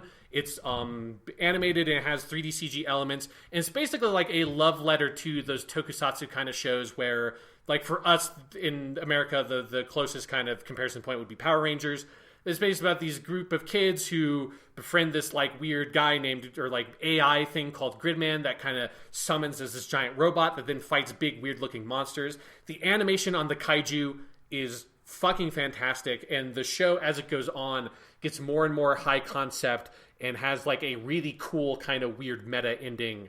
SSSS Gridman I think was really underrated last year in anime. Really, really well done.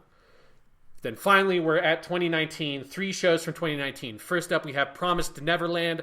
Promised Neverland is kind of like From the New World or Shinsekai Yori. It is a kind of dystopian future set in an orphanage.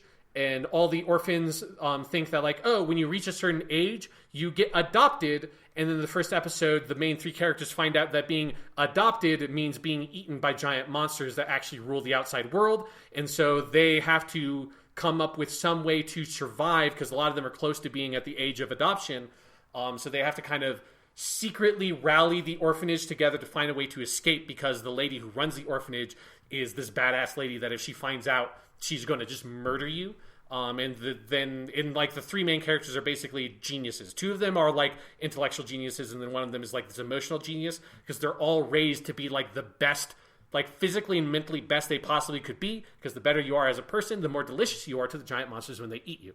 Really good show, like really great tension and drama, and how are they going to escape this? It only has 1 season, but the first season has a great ending because it kind of tells the story of the orphanage. For the manga, from what I understand, then like goes to kind of tell larger stories with those characters. But the first season kind of like contains this narrative, and it's one really good story arc. Also in 2019, we had Dororo. Dororo you can see on Amazon Prime. I think it's the only anime on... I think Land of the Lustrous is also on Amazon Prime. It's very rare that Amazon actually gets good shit on its like video service.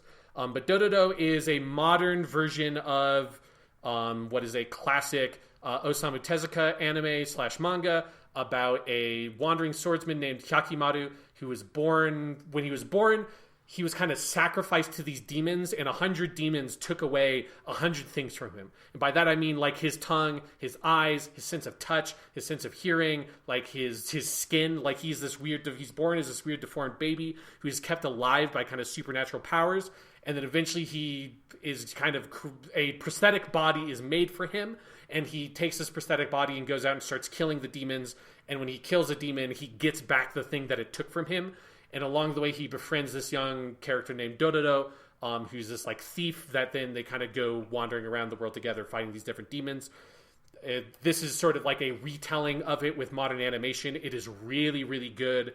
I ended up reading the original manga after watching the anime because it was so good. I highly recommend it. If you like kind of fantasy samurai stuff, Dororo is a classic in its original telling, and this anime is so good. It's really, really well done. And then the last show from 2019, the last show in my top 50, is Kimetsu no Yaiba, also known as Demon Slayer.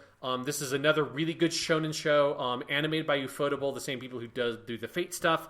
So it's got some just gorgeous action scenes. The action scene at the end of episode 19 is one of the best animated fight scenes you will see in anything ever. Like, the camera work is... I do not understand how they did it. It is so good.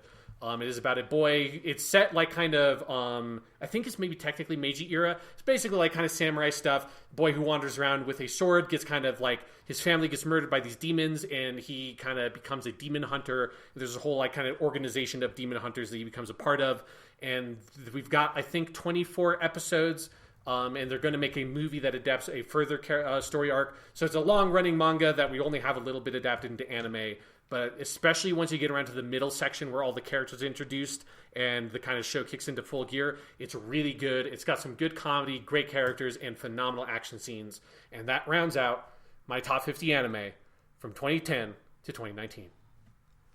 Sean. Yes. Sean. Yes. You have just monologued about anime for 2 hours. Yes, I have, motherfucker. That has been building for 10 years. Okay, so couple of notes. Yes.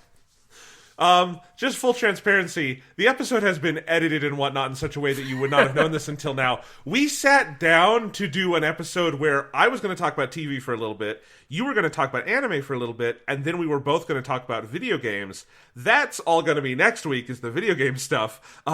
Because, Sean, you monologued about anime for 2 full hours. It's been building up, Jonathan. I've watched a lot of stuff. So... And I've not talked about like 95% of these things on the podcast. Because this is by far the least I've ever spoken in an episode of this podcast, yes, I've been writing a lot of notes, and I am either going to call this week's episode, and you'll know when it comes out, but I don't know what I'm calling it yet. I'm either going to call it Sean's Anime Episode, ! or, and I don't think I'm going to be able to do this one, but I want to, Sean's Beautiful Dark Twisted Weeboo Fantasy. There you go. One of those, but I kind of like the simplicity of Sean's Anime Episode! I feel like if you have not watched much TV anime, I just laid out 50 really good things to watch. I mean, it really is an I'm actually really glad we have this, because it's an incredible little primer on here's a bunch of anime from the last 10 years to recommend. And I don't know, if you've somehow got through this whole episode without finding at least one show that you want to watch, I'd be amazed, because there's a lot now I want to watch. And I counted, Sean, across your entire top 50, I have heard of 19 of these shows. So roughly 2/5 of your list. You know, I wonder if I had made a list for your movies. I mean, it would have been different for movies because you've talked to me about some of those. But I feel like it's more or less equivalent. It's good. I've got my anime. You've got your movies. Your weird fucking eating people movies. I've seen an anime about fucking eating people called Sankareya, which has a zombie anime. But I didn't put any of those on my top 50. We'll be back next week. We will be doing our big game retrospective for the decade. We will be doing for you both our top 10 favorite games of the decade. And we are going to be debating what were the most important games of the 2010s. So come back for that. Happy New Year. Welcome to Season 9 of the Weekly Stuff Podcast. This is the weirdest and most niche way we could have kicked off the new year and new decade of our podcast. But, you know, that's how we roll here. Watch some anime.